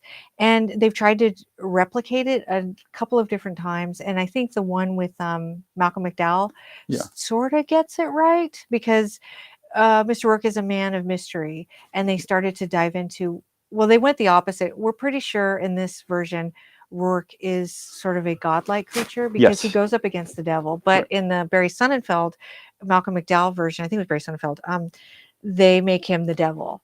And it's about him turning the fantasies on its ear, which he does here as well. But here he does it for the betterment of the person, I think. We can question that in this episode if you want. Especially in this episode. Yes. And this is probably the weirdest episode I've ever seen. I mean, I don't know. There's some weird ones. There's a lot of competition. There's some weird ones. There's a really great one with Robert Reed as a vampire. Yeah. So good. There's another one with Annette Funicello has a ventriloquist doll. Uh-huh. And the ventriloquist doll, she feels like they're becoming each other. Like the personality that she has in the doll is becoming her. And so they make the ventriloquist doll human, and it's the beautiful Maren Jensen, and she wants to take over Annette Funicello's life. And I think there's a scene where Maren Jensen has sex and Annette Funicello can feel it. Wow. Something to that degree. And that's probably the most bizarre one I can think of. Yeah. There's some, and there's the one with Florence Henderson, like fighting with the devil. And there's the one with the guy, Monty Markham is half dog, half man. And Yeah. he's a songwriter. And the woman that he writes music for, this is my favorite, I think, goes to the island to meet the songwriter, not realizing he's half dog. And she's like, I'm totally in love with him, Mr. Rourke. And then she meets him and she's like, I don't know if I'm in love with him, Mr. Rourke. And then Monty Markham runs out into the field and he's dying. And they're like, he's dying of a broken heart, Tony Tennille. And she has to like save him from this dog curse. That's one of my favorite Okay, episodes. forget what I said about this being the weirdest episode. This is the weirdest. This has got to be the weirdest show that lasted more than one season Yeah. of all time. It did have touching episodes though too. There's one called Three Feathers with Hugh O'Brien where he's dead and he brings three friends back to kind of get some closure with his death. There's one with Robert Mandan and Tom Wopat about a guy who wants to go back to World War II to meet his father because he died in the war, but he's not allowed to change what happens to his dad. So he has to. I cried for 2 days after I saw it as a kid. So he has to let his dad fly the mission that kills him, and it's a very touching episode. So there was a real weird mixture of stuff happening. And that Twilight Zone is really on point in terms of like where that I think that influence comes from, because there is a lot of that almost sort of Sterling-esque aspect of it. But often, and this will happen in this bizarre episode, like in the mermaid section of this episode, often the sort of moral is you want to go get your fantasy, but you find that you're better off where you started from. Yeah. You know, and that's generally, if you would say there's a theme to the various stories, that's kind of it. Yeah, I would say so. Or we'll just sell you into white slavery. Yeah. So there's two intertwined stories here. One is the great John Saxon playing, and what do you cast John Saxon as? A marine biologist, of course. And in these really geeky clothes when he gets like these bow ties, and you're like, I don't know. And then they put him in these white trunks, and you're like, that's the John Saxon I remember. John Saxon, shirtless, just swimming around. So John Saxon is married to Marianne Mobley, who was Aaron Spelling's one of Aaron Spelling's many former knockout girlfriends. That's right. And then he encounters a mermaid played by Michelle Phillips of the Mamas and the Papas. Stunning Michelle Phillips. Beautiful Michelle Phillips, whom I'm such a big fan of her music and her acting. And that's one of the stories, and you'll see where that goes. And then the other story is Joan Prather, whom I know from Arthur Marks movies, exploitation movies. She's also in some Eight is Enough. Yeah. That's what I know her but from. she's not like was she a regular on Eight Is Enough? She was regular for a while because she married the oldest son, David, but they get divorced, and she may appear after the divorce, but she's there, I think, for a while in the series. And she has this fantasy about re-encountering this very charming man whom she met before, played by James Darren. T.J. Hooker would have been an Aaron Spelling show that he starred in. James Darren, yeah. And James Darren was also famous for Irwin Allen's Time Tunnel, and of course Jess Franco's Venus and Furs, which I'm sure you've all seen. And I often think of, like, I hear the Venus and Furs Will Be Smiling theme when I'm watching this episode. But yeah, he has an island where he's up to some weird stuff. Let's say really weird stuff with an amazing assortment of women, including Dorothy Stratton, and yeah. Robin Riker. Yeah. And the twins, I don't remember their names, the twins. Yeah, and I think Jane Badler from V, right, is one right, of the women. Exactly. Yeah, it's got this great cast. And Lily Munster also. Oh, that's right. Yvonne DiCarlo is sort of the madam of this. So. But if you're going to cancel an episode of Fantasy Island, it could be this one. It will be this one, yes. And you'll see why. I mean, it's pretty shocking, even for like the 10 o'clock round. It's a fairly shocking story. I would say so. The implications are shocking, I think, for now. Shocking for them too. You're not going to expect anywhere where this episode is going to go. Either story. Really. They're both weird envelope stories. Pushing in terms of what you could show of female forms. Yeah, on TV too. That's true. Like at one point, you maybe see Michelle Phillips' boobs or her Marianne double. Mobley in the wet. Yeah. Oh, yeah. That's there's right. a lot of sauciness in this episode. It really is. Yeah. So this was the 10 o'clock hour. Almost anything goes, I think. Half dog, on half ABC. man. Yeah, half dog, half man. So let's get. Oh, we didn't even talk about Hervé Villechaize, but we'll get into. So Hervé Villechaize plays Tattoo in this, and we'll get into some of his personal foibles later. So, but let's go ahead and roll with Fantasy Island here.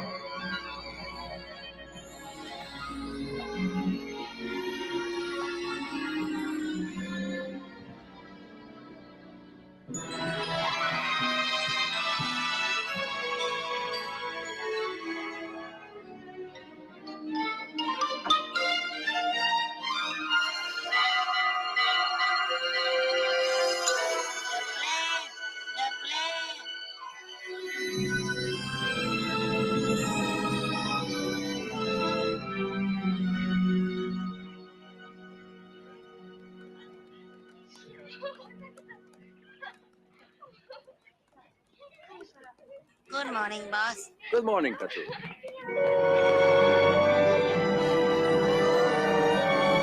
Let's go.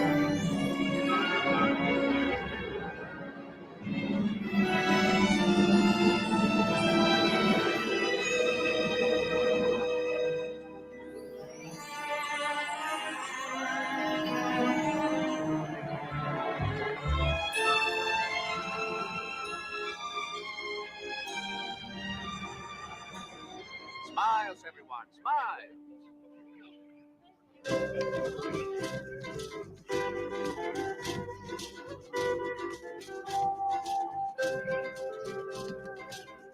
Who are they, boss? Professor Harold DeHaven and his wife, Amanda. Once very much in love, they have grown apart and now remain together out of habit. What's their fantasy? Despite his youth, the professor is a highly respected, though totally unknown, marine biologist. The professor wants to make a scientific breakthrough that will earn him the respect and recognition he feels he deserves. He wants to find a new kind of fish or something? Or something, yes.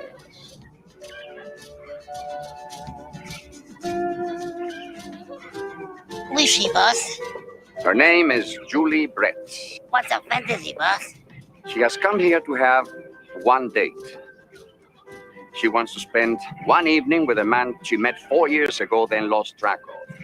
His name is Michael Duval. She calls him the perfect man. He must have made quite an impression on her. When you consider she only met him once, I'm afraid she has romanticized the incident far out of reasonable proportion. But if she see him again, will that make matter worse? It will, in fact, be dangerous. So dangerous that even I cannot guarantee the outcome.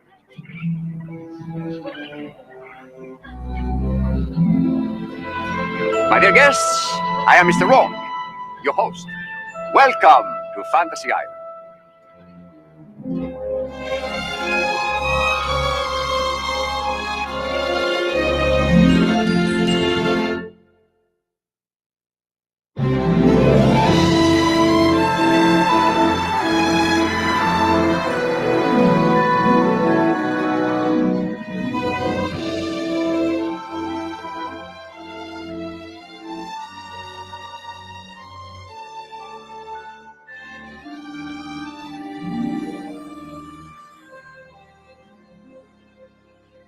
Professor DeHaven, Mrs. DeHaven, please. I wouldn't stand too close to the sea in this area. The tides are powerful and unpredictable. Well, I'm not afraid of the ocean. You might even say it's my textbook. And you are eager to read the next chapter, are you not? Uh-huh. Good. There is a hidden cove near those rocks over there, you see? I am told that exotic specimens of marine life are often trapped in its tide pools. So it may prove an interesting starting point in your quest. Oh, thank you. I hope it is. I'll be back for dinner. Professor, one word of caution. The sea can be a source of life or a producer of death. Your fantasy may contain more than you bargained for. I'll take my chances.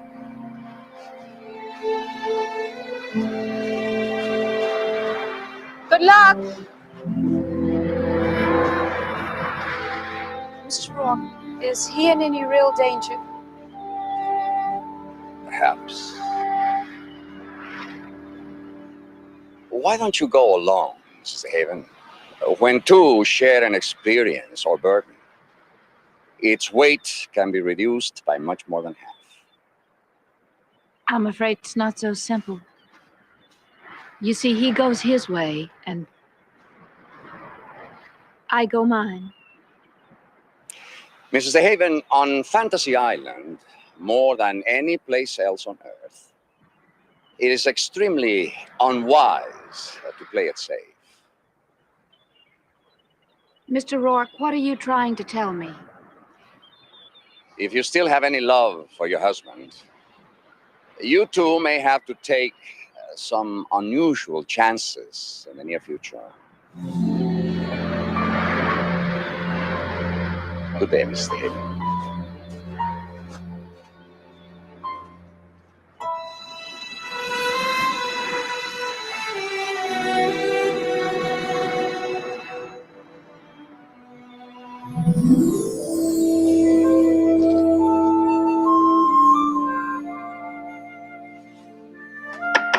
Come in.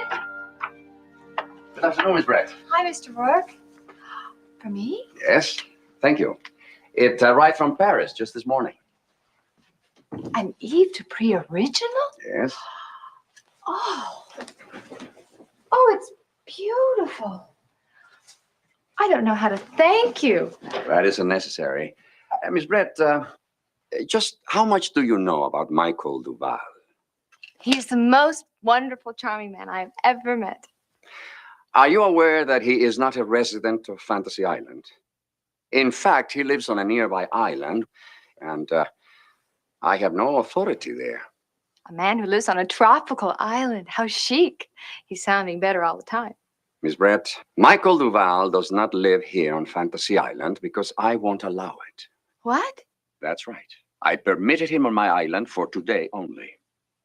I believe, without proof, I admit, that Michael Duval is a dangerous man. And I am not sure I should allow you to go through with this fantasy. Mr. Rourke, I have dreamed about Michael Duval for 4 years. I mean, the very thought of just seeing him again one day has kept me going. I do think I know what he's like. Miss Brett, at the risk of sounding repetitious, I must caution you not to leave Fantasy Island. At 1 a.m., I shall have a car pick you up at his suite and return you here. Mr. Rourke, I do not want to hear anything bad about Michael Duval, and I do not need your interference, so I insist that you give me my fantasy. Well, in that case, if that is your wish, It is. I can only hope you have a lovely evening, Miss Brett. Now, I suggest you open the door.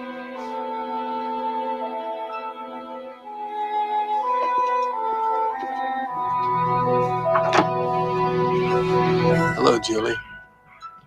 Michael. Mr. Rourke? Mr. Duval, will you excuse me? May I come in? Sure.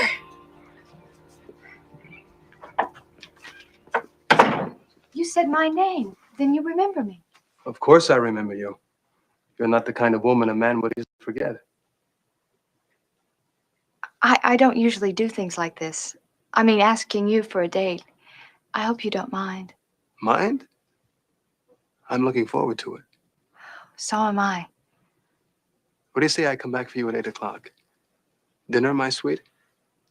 I'll be ready.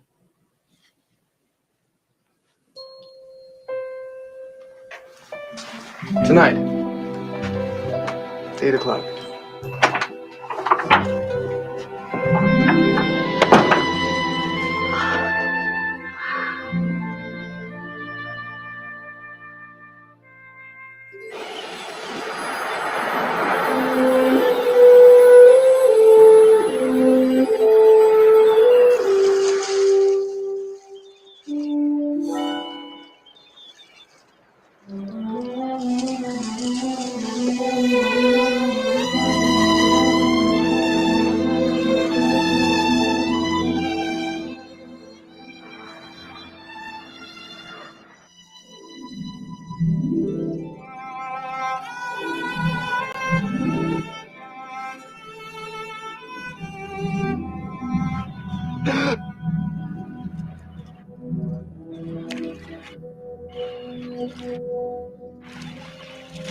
Do not struggle.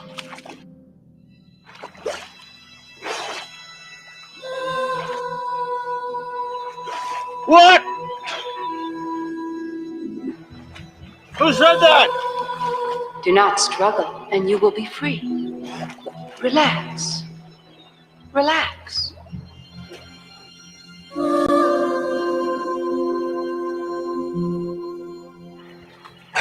Hey, I'm getting free of it. are you? I am nearby. Over here.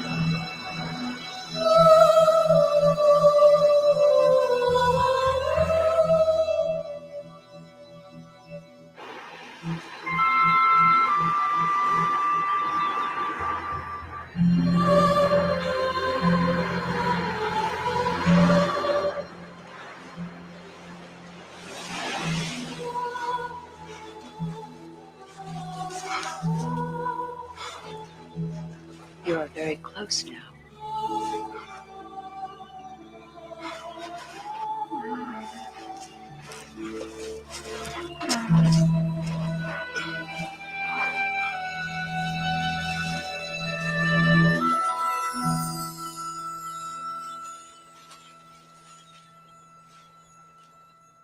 Are you all right? Miss? Oh, can you hear me? I am dying. I'm glad you are safe. No, no, no. I'll help you. What you need is warmth, sunshine.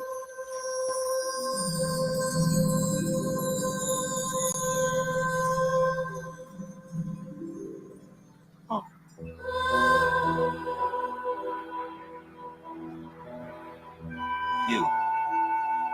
You're a mermaid. But that's impossible. I have been in a great storm.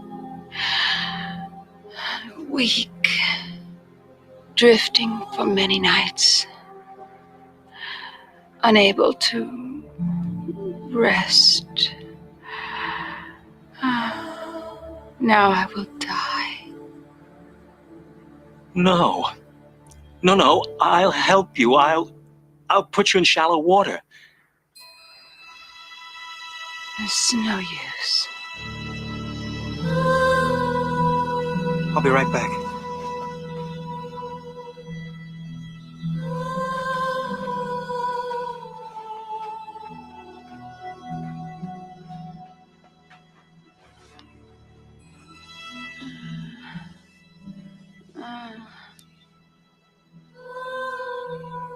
You better cover up.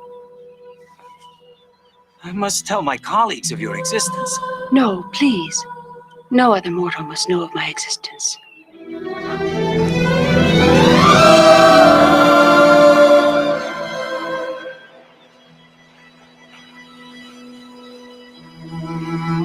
Harold?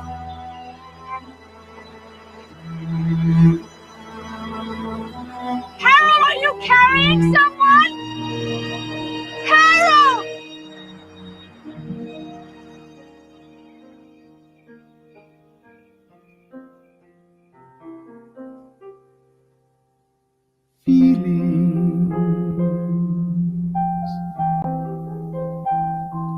Nothing more than feelings, trying to forget my feelings of love.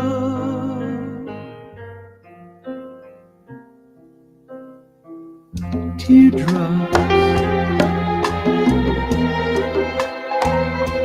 rolling down on my face, trying to forget my feelings of love.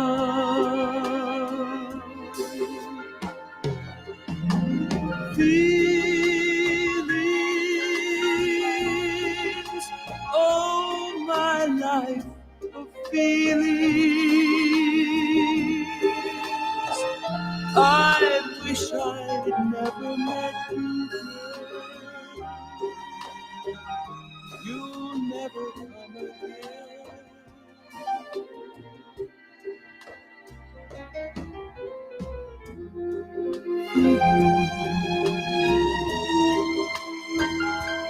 Feelings like I never lost you. Feeling like I never had you. Again in my life.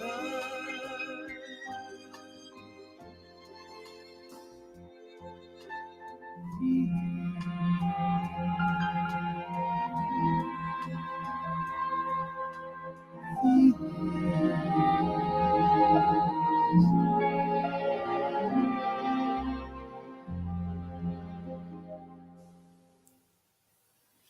have no words. All right. So that was just primetime TV. That's how we grew up. Yeah. Your questions are answered. All right. So how weird is first? Okay. So we just watched a pretty uncomfortable scene Slightly. with James Darren, who I think we both agree is like he's like a little like he's been left in the oven just a little bit too long or something. You In know, all the right ways, but like yes. his hair, like he's like the handsome guy.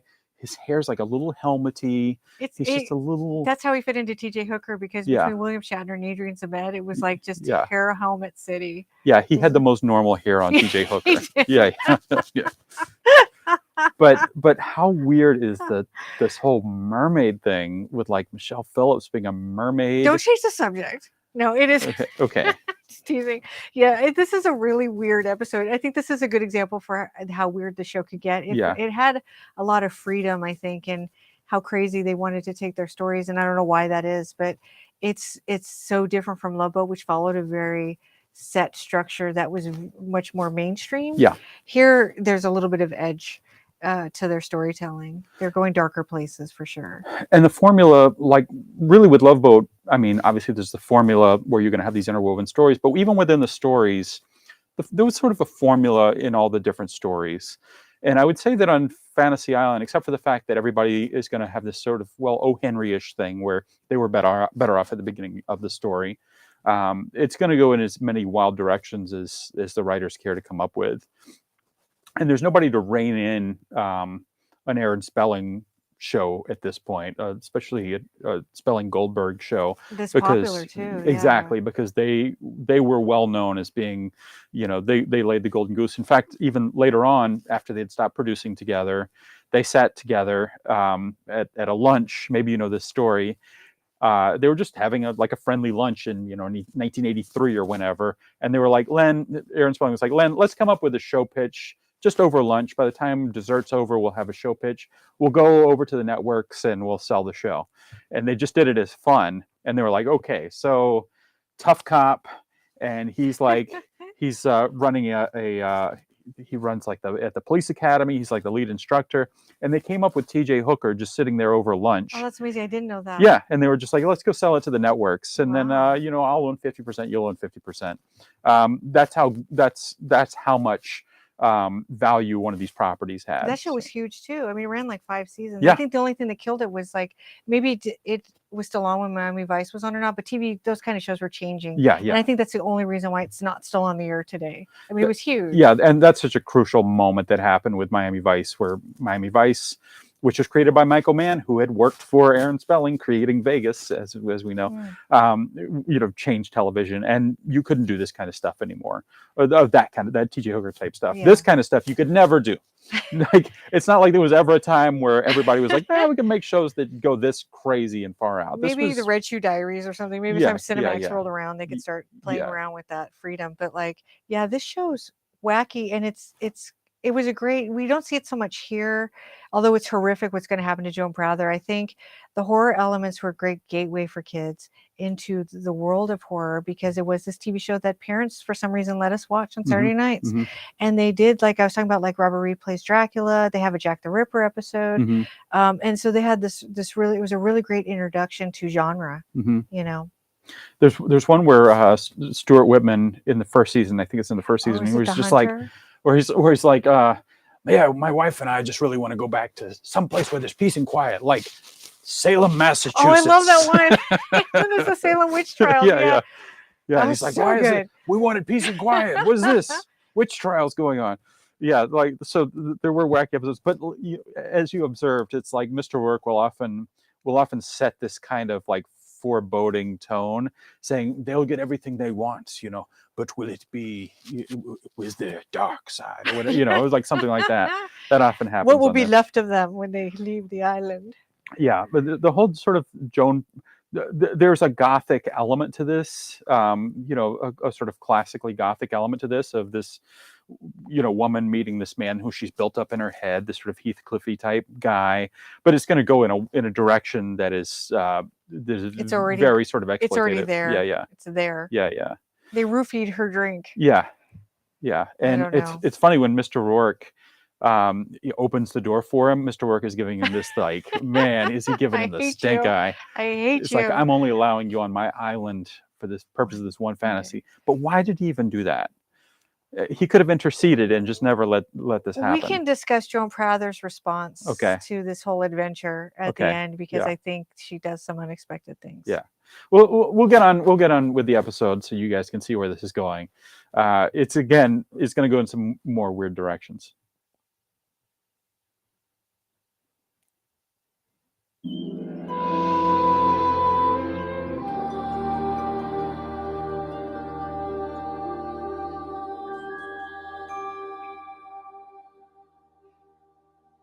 have saved my life. I am at rest in seawater. And yet we are far from the sea.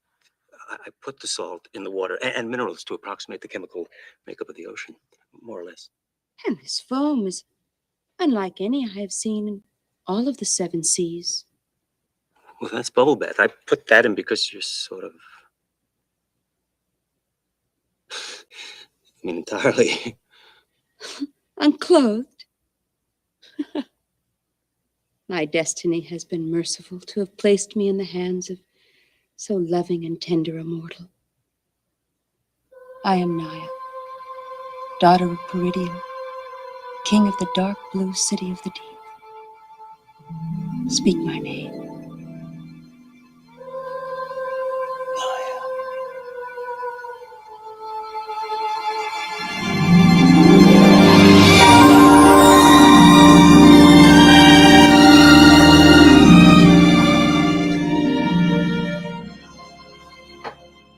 Harold! Harold? Stop, please. Harold, I cannot. It is the sound of my earthly being. The sound of your... Harold, I hear someone. Who's in there with you?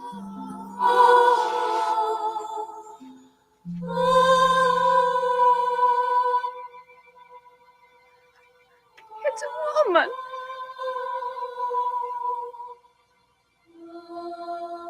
Oh, Harold.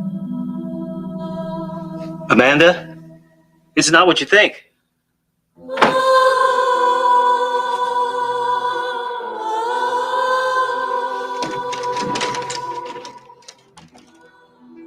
Amanda?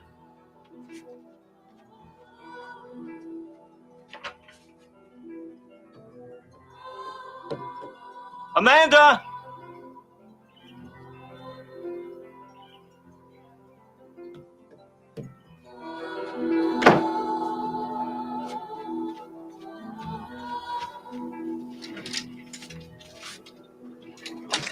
Wish you hadn't done that singing. Amanda probably jumped to the conclusion.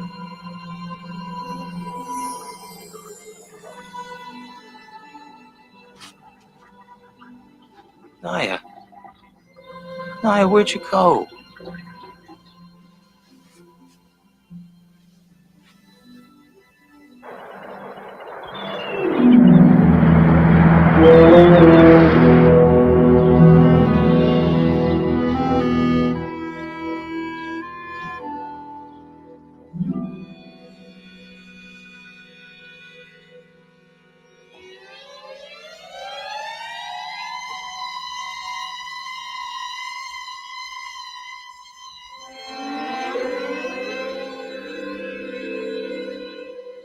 Where am I? How did I get here? You were brought here on the wings of angels, just like the rest of us.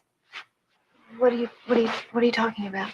Our host, the handsome and charming Michael Duval. You see, what happened to you happened to all of us here. Champagne? He did a number on it. What we're trying to say is that all of us here, are prisoners in this house. His prisoners. I don't understand. We perform services for the men he brings here. Most of them old, all of them very rich. Believe it.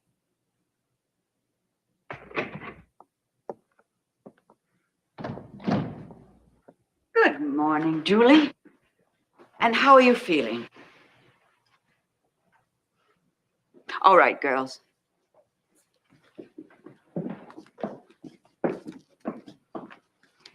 Well, I assume the other girls have told you why you're here.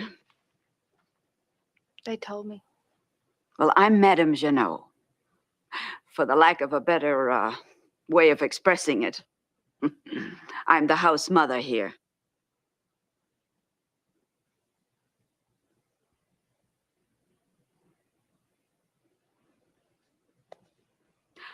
I know how you feel, Julie. You see, I was once in very much the same situation as you, but that was some years ago. Then what are you doing here and why are you still a part of this? Oh, you might say I rose from the rank and file to a position in management. Look, my dear, cooperate, and things will be easier for you. And what if I don't? Victor!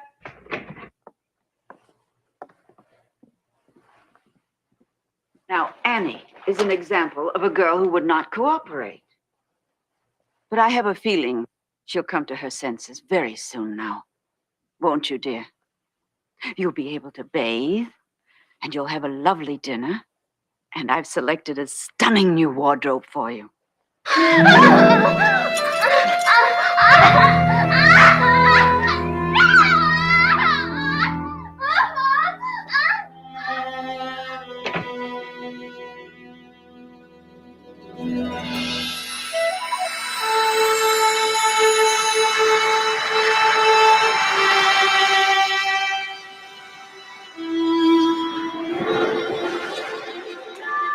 Maya!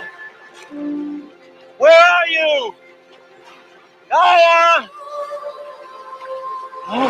I am here, Harold. Where'd you vanish to yesterday? I mean, 1 minute you were in the bathtub and the next, nothing. What seems marvelous to mortals of the land is as nothing to creatures of the sea. I don't understand.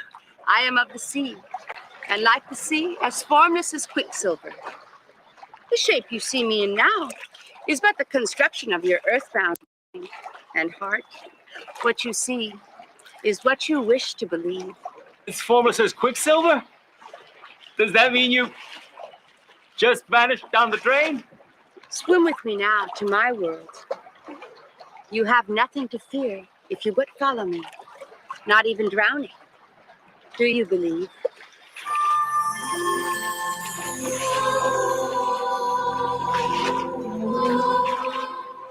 Yes. Yes.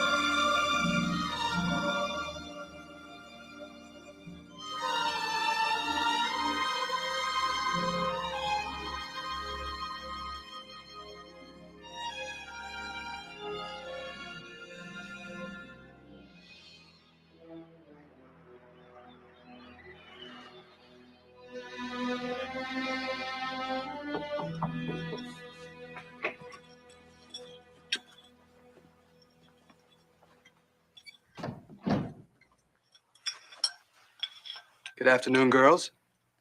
I trust you're all well.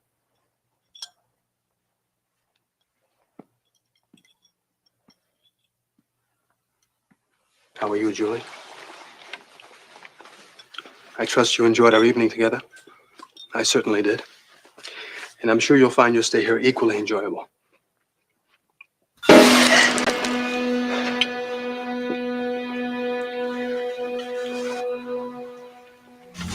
Madame Junot. Bran, Mickey, bring her along. Well, either bring her along or be with her. You have the choice.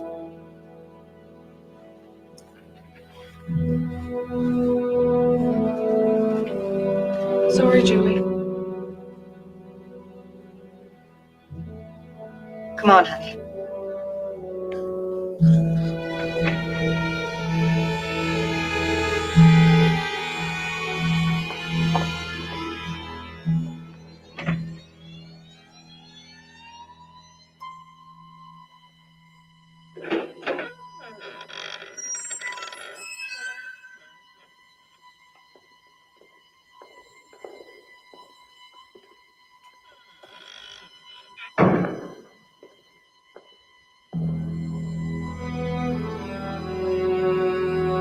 Julie, I tried to warn you.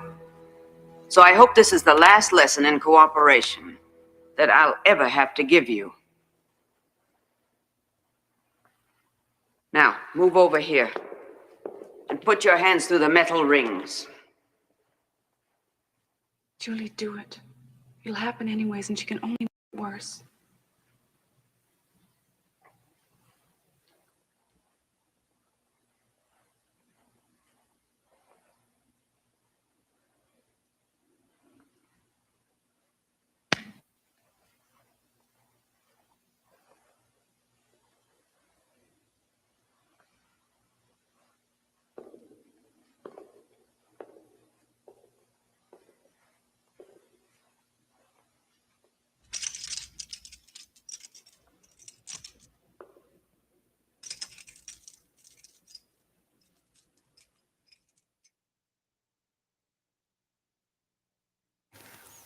One question, Lars. Yeah. 200 episodes of Fantasy Island, and you picked this one. Yeah. Why? It's so strange. I mean, it's just it has so much in common. I think the thing that really kicks it over, because I love every cast member in this. I wouldn't even talk about like Dorothy Stratton and Robin Riker and all the and Yvonne DiCarlo. But it has so much. But once you get like James Darren in there from the Jess Franco film Venus in Furs, it's like this is an exploitation film. This is sort of like two exploitation films, although like honestly the sort of John Saxon leaving his wife for like Michelle Phillips as a mermaid is sort of like the wholesome one, kind of. Sort of. I mean, it clearly is the wholesome one Well, of the two, because of look at the competition, you know, look at she's the B story. topless. She's clearly topless. She's clearly topless. Yeah, a topless mermaid. But yeah, it's like, you know what it sort of reminds me of is in Charlie's Angels, like what was the most popular Charlie's Angels episode? It was the women in prison one. I'm glad you brought that Yeah. up because I think Aaron Spelling also produced Nightmare in Badham County, which Mhm. is the Yeah. grittiest made-for-TV movie, and it played theatrically Yeah. in Europe with the more exploitive elements added. Yeah. And nobody would know that it was a made-for-TV movie. It's so gritty and dirty and nasty. Extraordinarily well directed. Yeah, it's so good. It's so yeah, good. yeah. That's John Llewellyn Moxie, right? Yeah, But yeah. it totally like you when you bring that up, I was thinking that myself. And Aaron Spelling knew how to make that kind of stuff Mhm. pretty well, it turns out. Yeah, and he wouldn't have gone back like the next whatever the next Fantasy Island episode was. He wouldn't have gone back to this kind of stuff anytime real soon. Like you throw something like this on audiences, you gotta wait 6-7 more episodes before you hit them with anything in this neighborhood Yeah. again. Or just roofie them Yeah. till they forget. What the hell is Mr. Borg thinking? Why would he let Joan Prather go on this fantasy? Why would he not like, you know what? I never say this, and believe me, we need the $30,000 because our budget is very tight, but you can't go on this one, you know? No, I would warn you against it. Here's his prison Yeah. record, or here's Yeah, what I yeah. found out about him. He could have done that and Yeah. taken like $2,000. Yeah, I will like I cannot believe, and so this guy's just operating on the same archipelago as Fantasy Island, I guess. Yeah, he's in a different island because he's not allowed to come to Fantasy Island, but apparently he's above the law there, Yeah. or he's somehow skirting the justice system. I'm not sure how. Money Paola? I guess so. Yeah, something's happening. He But obviously has a lot of money because he built that, not only a really nice house on this island, he built like a whole street. There's like a whole, like he probably has a sewer he system, I'm built a thinking. school. Yeah, Yeah, yeah. he's done all this like really It looks altruistic stuff. just like Burbank, you know. Amazingly Yeah, yeah. so.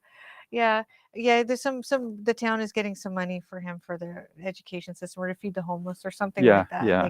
They can't lose him at this point. And we should know that because it always, I buy it every time that you say, oh, this is taking place on this island. I buy it every time. But all of these were filmed at what was the Columbia Ranch. I mean, they were filmed in a few different places, but primarily the exteriors were filmed what was then the Columbia Ranch is now the Warner Brothers Ranch. Well, a lot in of the Burbank. waterfall shots and stuff in the opening credits were from Kauai, and I think the opening credits really set the tone very well for where you are and sense of place. Yeah, and so they went to Hawaii that one time for making that one of the pilots. Was there more than one pilot? I don't know. I think there were 2 pilots. Yeah. And then they reused those shots, and then they went to the botanical gardens. That's right. And then a lot of their exteriors were just filmed on the Columbia backlot, and you'll see a lot of times they'll take these, what I guess they're called jacaranda blossoms or whatever, and you'll see that they've just been taped to some other tree, you know. I never noticed that. My girlfriend knows a lot about plants, so she noticed that. So that's amazing. So yeah, tough stuff. This episode here. I should mention that I want to thank before I forget Doug Gray, who makes all this possible, produces this show, effectively runs the studio operations here, and whom we thank so much. And this couldn't happen without him. I want to thank him. I want to thank Austin Public. But Doug did come in and say, "Wait a minute, did you guys say there's nudity in this episode?" So I wanted to just sort of clarify that you kind of see maybe when Michelle Phillips is swimming around that maybe there's a Miriam Mobley moment. and Mary, yeah. So that maybe there's it's some there. moments. But otherwise, it's not Doug Gray's fault. Do not write a letter or an email. Do not send an email to Doug at.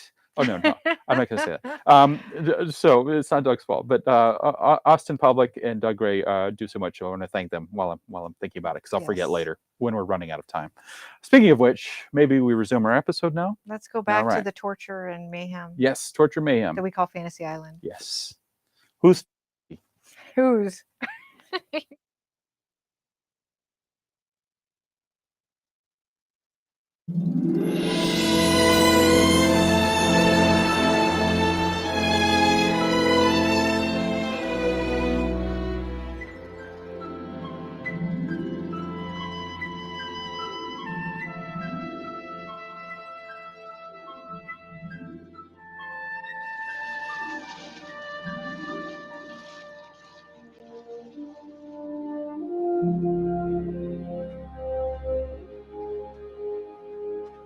Mr. Rourke!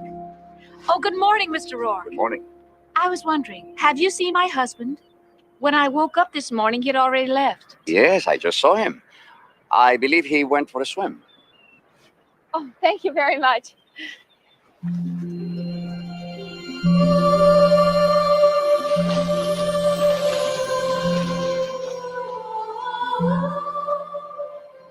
Mr. Rourke?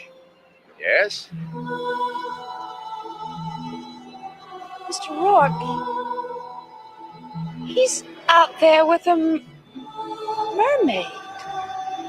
Come now, Mrs. DeHaven. Mermaids aren't real. How could you have seen your husband with something that doesn't exist?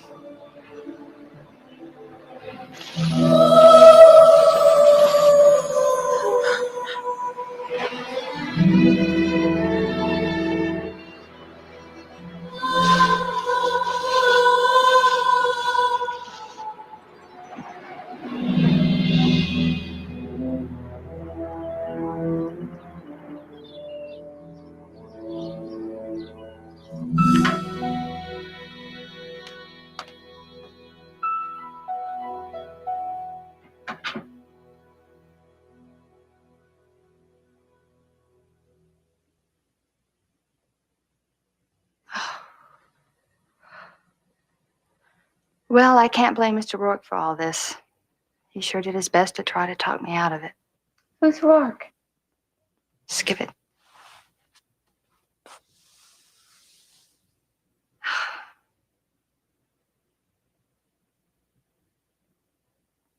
I've made a lot of mistakes in my life. And I've always been missing a simple little thing called dignity. Maybe it's something you have to earn, I don't know. But I do know one thing. I am not going to let what happened to you happen to me. Do you think we're here because we want to be? No, I'll tell you what I think. I think it's time you did something about it. Now, have any of you really tried? Does that mean you're just going to continue to be slave hookers? There are 8 of us, and there are 4 of them, right? Oh, this is just terrific. Would you prefer to hook for that creep Duval for the rest of your lives? Or until you're just so old and used up that no man would ever want you? If you can figure out a way to get us out of here, you can count me in. That goes for me, too.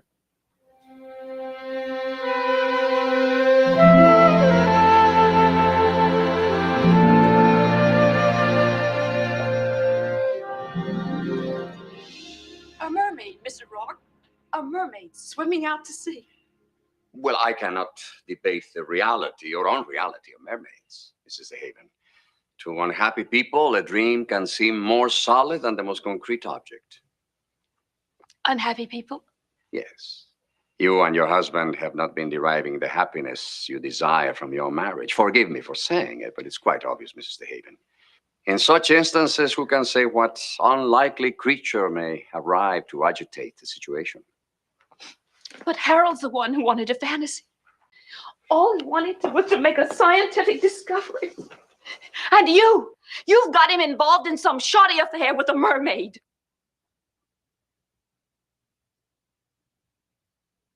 Or something. Do I? You and your husband have not been able to share his disappointment or your love, and now you seem to be sharing some mutual hallucination. Well, I would say that was somewhat of an improvement. Please, Mr. Rock, don't play games with me. Mr. Rock, you've got to help me understand what's happening because I have this terrible feeling that time's running out. Mrs. DeHaven, perhaps you have been jealous of your husband's work. When it disappointed him, he felt he couldn't discuss it with you. And so he redoubled his efforts to succeed. You drifted farther and farther apart, loving, but not touching. Oh, it's true. Oh, but Mr. Rock, I don't want to lose. Then if, I say if, there is a mermaid, and if she has chosen the professor as her consort, you must win him back before she can take him out to sea. The legends tell us no man can live in the ocean depths. But what if I can't get him back? Unless you can regain the professor's love, he will die, Mrs. DeHaven. Whether this is really a mermaid or not, he will die. Then I've got to stop him. Oh, Mr. Rourke. Mr. Rourke, I'll fight for him any way I have to.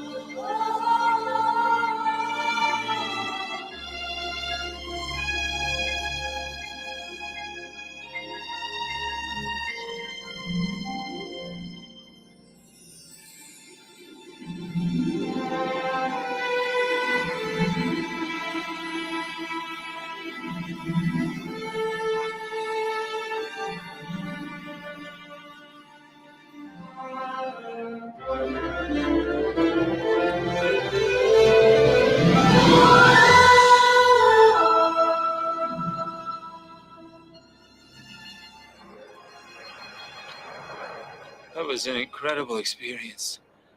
Unbelievable. I'll never forget it. Why speak of forgetting when this can be yours for all eternity? When next the tide is high, come with me. Me go with you. We shall swim in the vastness of the immortal deep.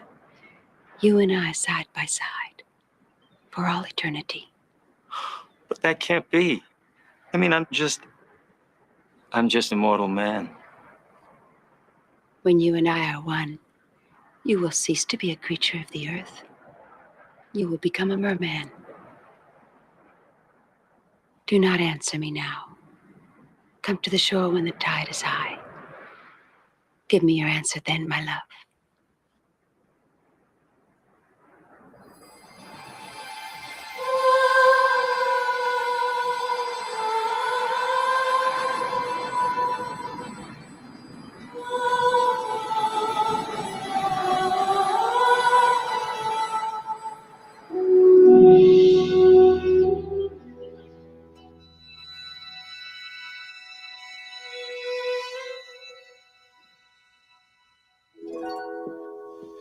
Julie, we've been talking. What about Victor? He's always hanging around. And don't worry about Victor. I will handle him.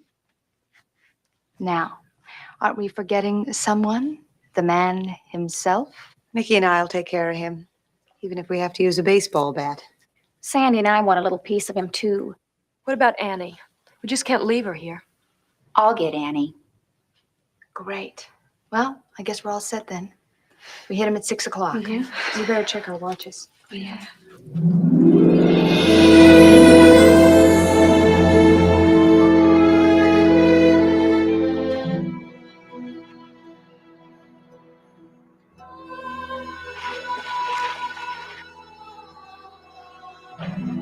You summoned me?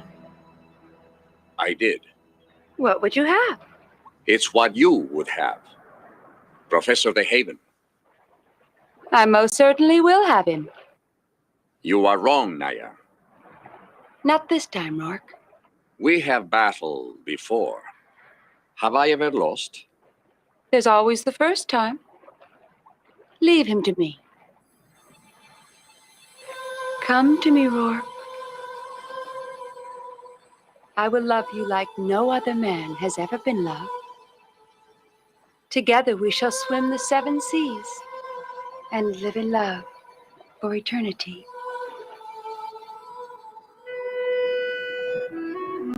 I love him, Rourke. I will have him. I will. Go home, Naya.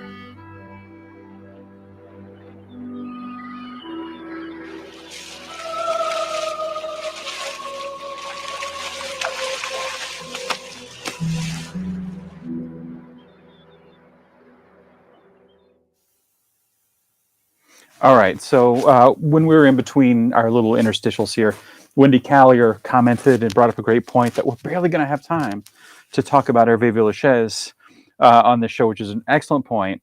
So we have the great actor Ricardo Montalban playing Mr. Rourke, and then Aaron Spelling and his producing partner, which I believe on this was Lane Goldberg. Yeah, Lane Goldberg had seen in The Man with the Golden Gun. I think that's the one it is, or maybe it is. Yeah. Yeah, one of the James Bond movies. Hervé Villechaize plays a henchman, and they loved him, and they cast him in the second pilot, at least. I don't know if he was in the first one.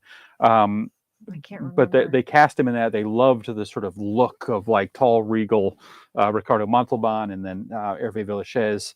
Once it went to series, the network said, "Well, of course, we're not going to screw around with having that little man in that. We're going to have a beautiful woman who will be his sidekick."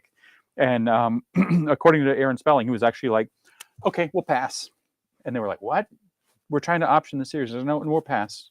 It has to be Hervé Villechaize." So he went home. His phone rang. They called him and said, "Okay, we'll take it with Hervé Villechaize." And he became so iconic on the show that De Plane is like one of the most Remember that joke about like what are Tattoo's favorite peanuts? The plane, the plane. Oh, You yeah. know, like that was a thing. That was a thing. Yeah. And he was cast, and of course, he was a sensation. The show was a sensation. He was wonderful. Everybody loved him. He's so adorable and provides this sort of weird kind of just the interactions are strange because of his incredibly heavy accent and also his odd style. I guess so, but there was such a warmth there too, because I don't know how the actors got along in real life, but on the show, they seemed very close. And like I remember the episode where Mr. Rourke gets tattooed that car that he drives around in, and it's really sweet. And it's kind of dealing with disability too at the same time. Yeah, they had a really nice chemistry. Well, one reason that I think maybe both of us know a lot about television is we read a lot of books about TV, we read a lot of interviews about TV, we talk to people who do this stuff, but also there's the Emmy TV interviews website where you can go and watch hundreds and hundreds of interviews with people who did this stuff. And there's a great one with Ricardo Montalban where he talks all about Fantasy Island and all about Hervé Villechaize. And I really recommend watching this because it is must-see television. Watching Ricardo Montalban, who is such a mensch and such a gentleman, who would just never say anything bad about anybody. When you see just the struggle not to say something bad about Hervé Villechaize, who just, I mean, he says so many nice things about how he was so cute, he was so adorable, but he also talks about, and we had many problems, with Hervé, carrying a gun, refusing to say hello. So he's carrying a gun on set. There's a story about where Ricardo Montalban was like, they went, as the series went on, he was spending more and more hours on set. He was like, I'd love just a larger trailer, if I can get a larger trailer. And then they tried to hand down Montalban's old trailer to Villechaize, and Villechaize insisted that he have exactly the same size trailer, went out like with a measuring tape and measured it to make sure it was exactly the same size trailer. He did complain to Aaron Spelling about like he saw himself as equal to Ricardo Montalban, and I probably did too as a kid, but he did say, I'm the one that playing that line. He says, I'm the one that says that, like, and the gun thing too. And one thing Aaron Spelling said was that for better or worse, Hervé Villechaize was a difficult person to relate to. Like we could never fully understand what he was going through, but he made things difficult on set for sure. Yeah. He was also crazy about women and crazy about the sort of opportunities that his newfound fame gave him. And he did apparently put a sign up on his trailer saying, Love Doctor or Doctor of Sex or something like that. Hervé Villechaize, Doctor of Sex. And then when he was in his trailer, he would flip the sign and say, the doctor is in. It's his tragic story. It is sad. Yeah. It is sad because he was really great. Yeah, he was very funny. It's tragic later on. Susan Terrell, the actress, the great actress whom we know, had an affair with him, described him as an extraordinarily potent lover.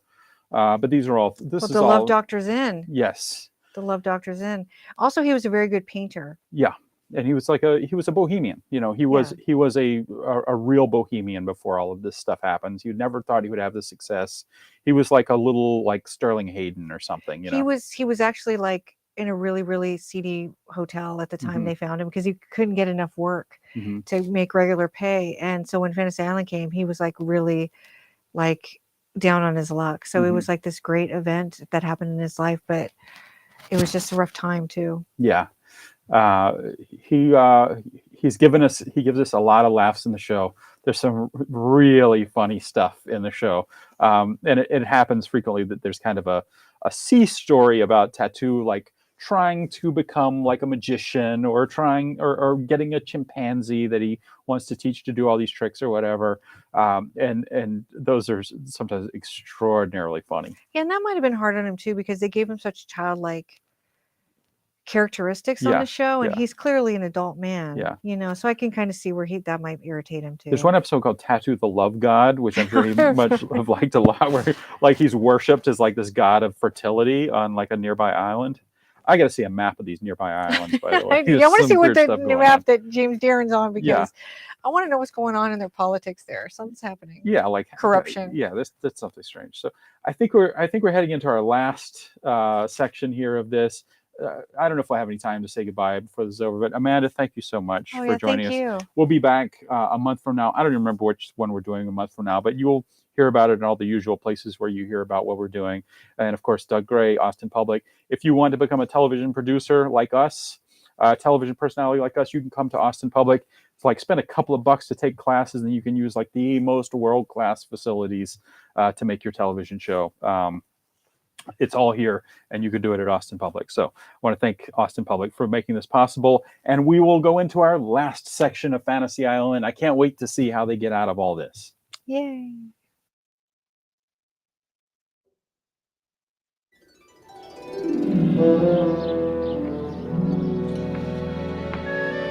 Oh, Victor.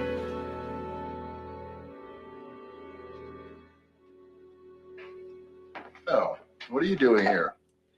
Taking a little stroll. What time do you have? 1 minute to 6. Close enough. What? I said I wanted to be close to you. You know the rules. Yes, I've always thought they were made to be broken.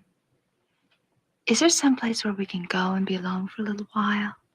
Like maybe talk or something?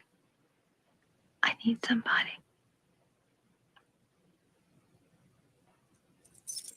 Come on.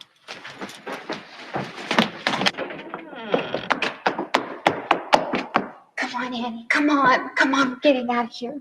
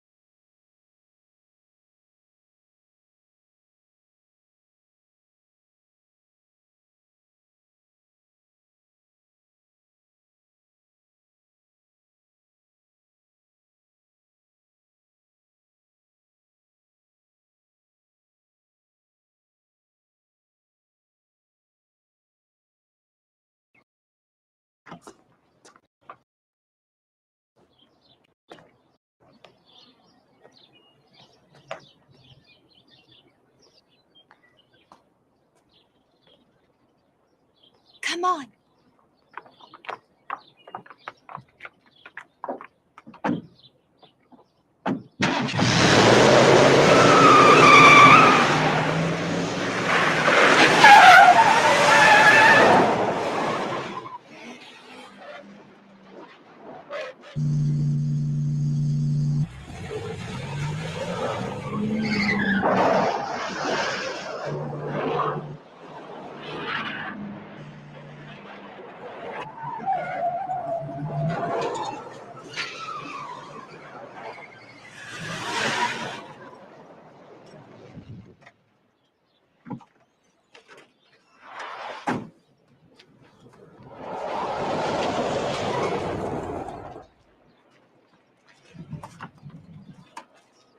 Wait a minute, Rourke.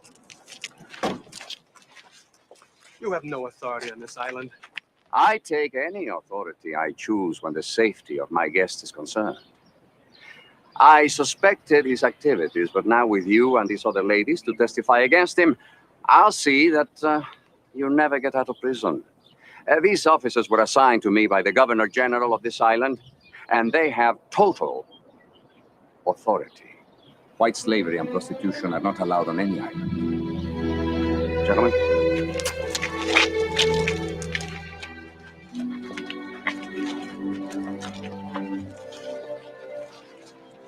Well, Miss Brett, you are We're all quite safe now. And I can't say you didn't warn me. But you must have known what was going on there all along. I suspected it, but I needed proof. However, your involvement caused me to short-circuit the legal niceties. Well, ladies, shall we go to my island and more pleasant fantasies?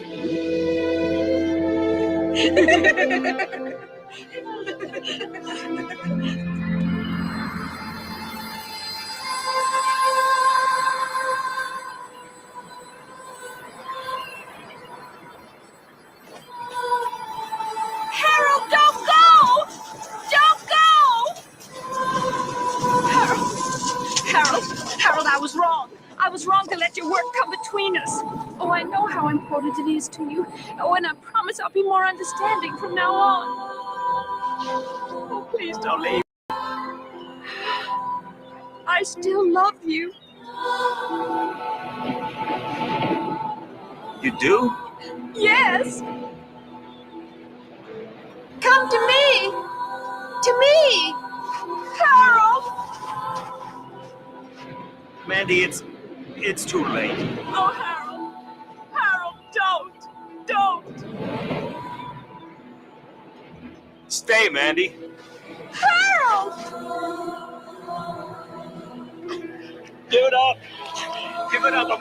I'm going with Naya. Then I'm going too. Can't drop. So will you. Come to me. You can't have it. It's my husband. He belongs to me.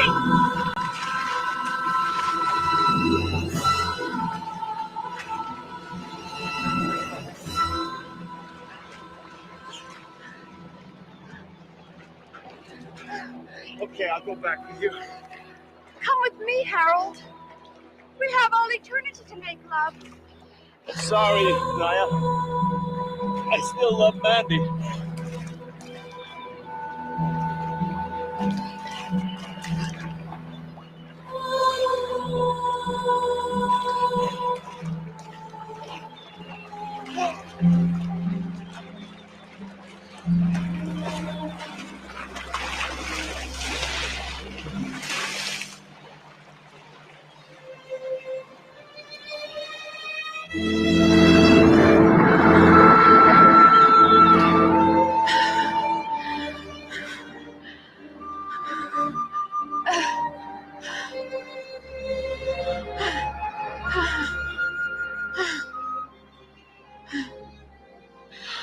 Mandy, I've been a jerk. A scientific jerk. Oh, and I've been a stubborn fool. Oh, Harold, I love you. I always have, and I always will.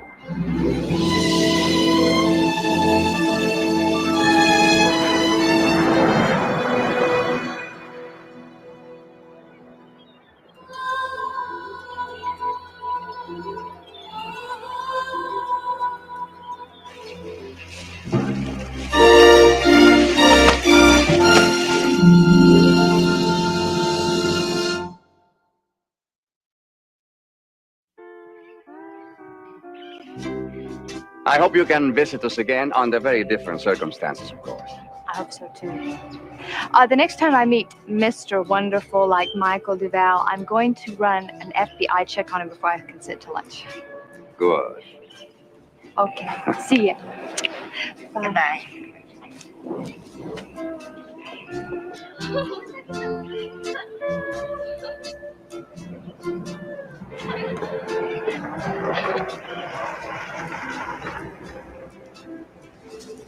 Oh, Mr. Rourke, thank you for a very, very special weekend. And thank you for making my scientific discovery possible. Goodbye, Mrs. DeHaven. Goodbye.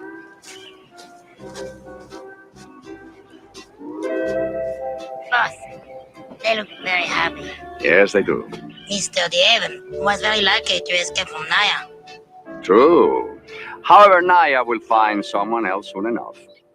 In fact, I would be very surprised if she didn't have her eye on another prospect already. Oh, really? You have anybody in mind? Uh-oh. No. Not me. No, come on, boss. I can't even swim.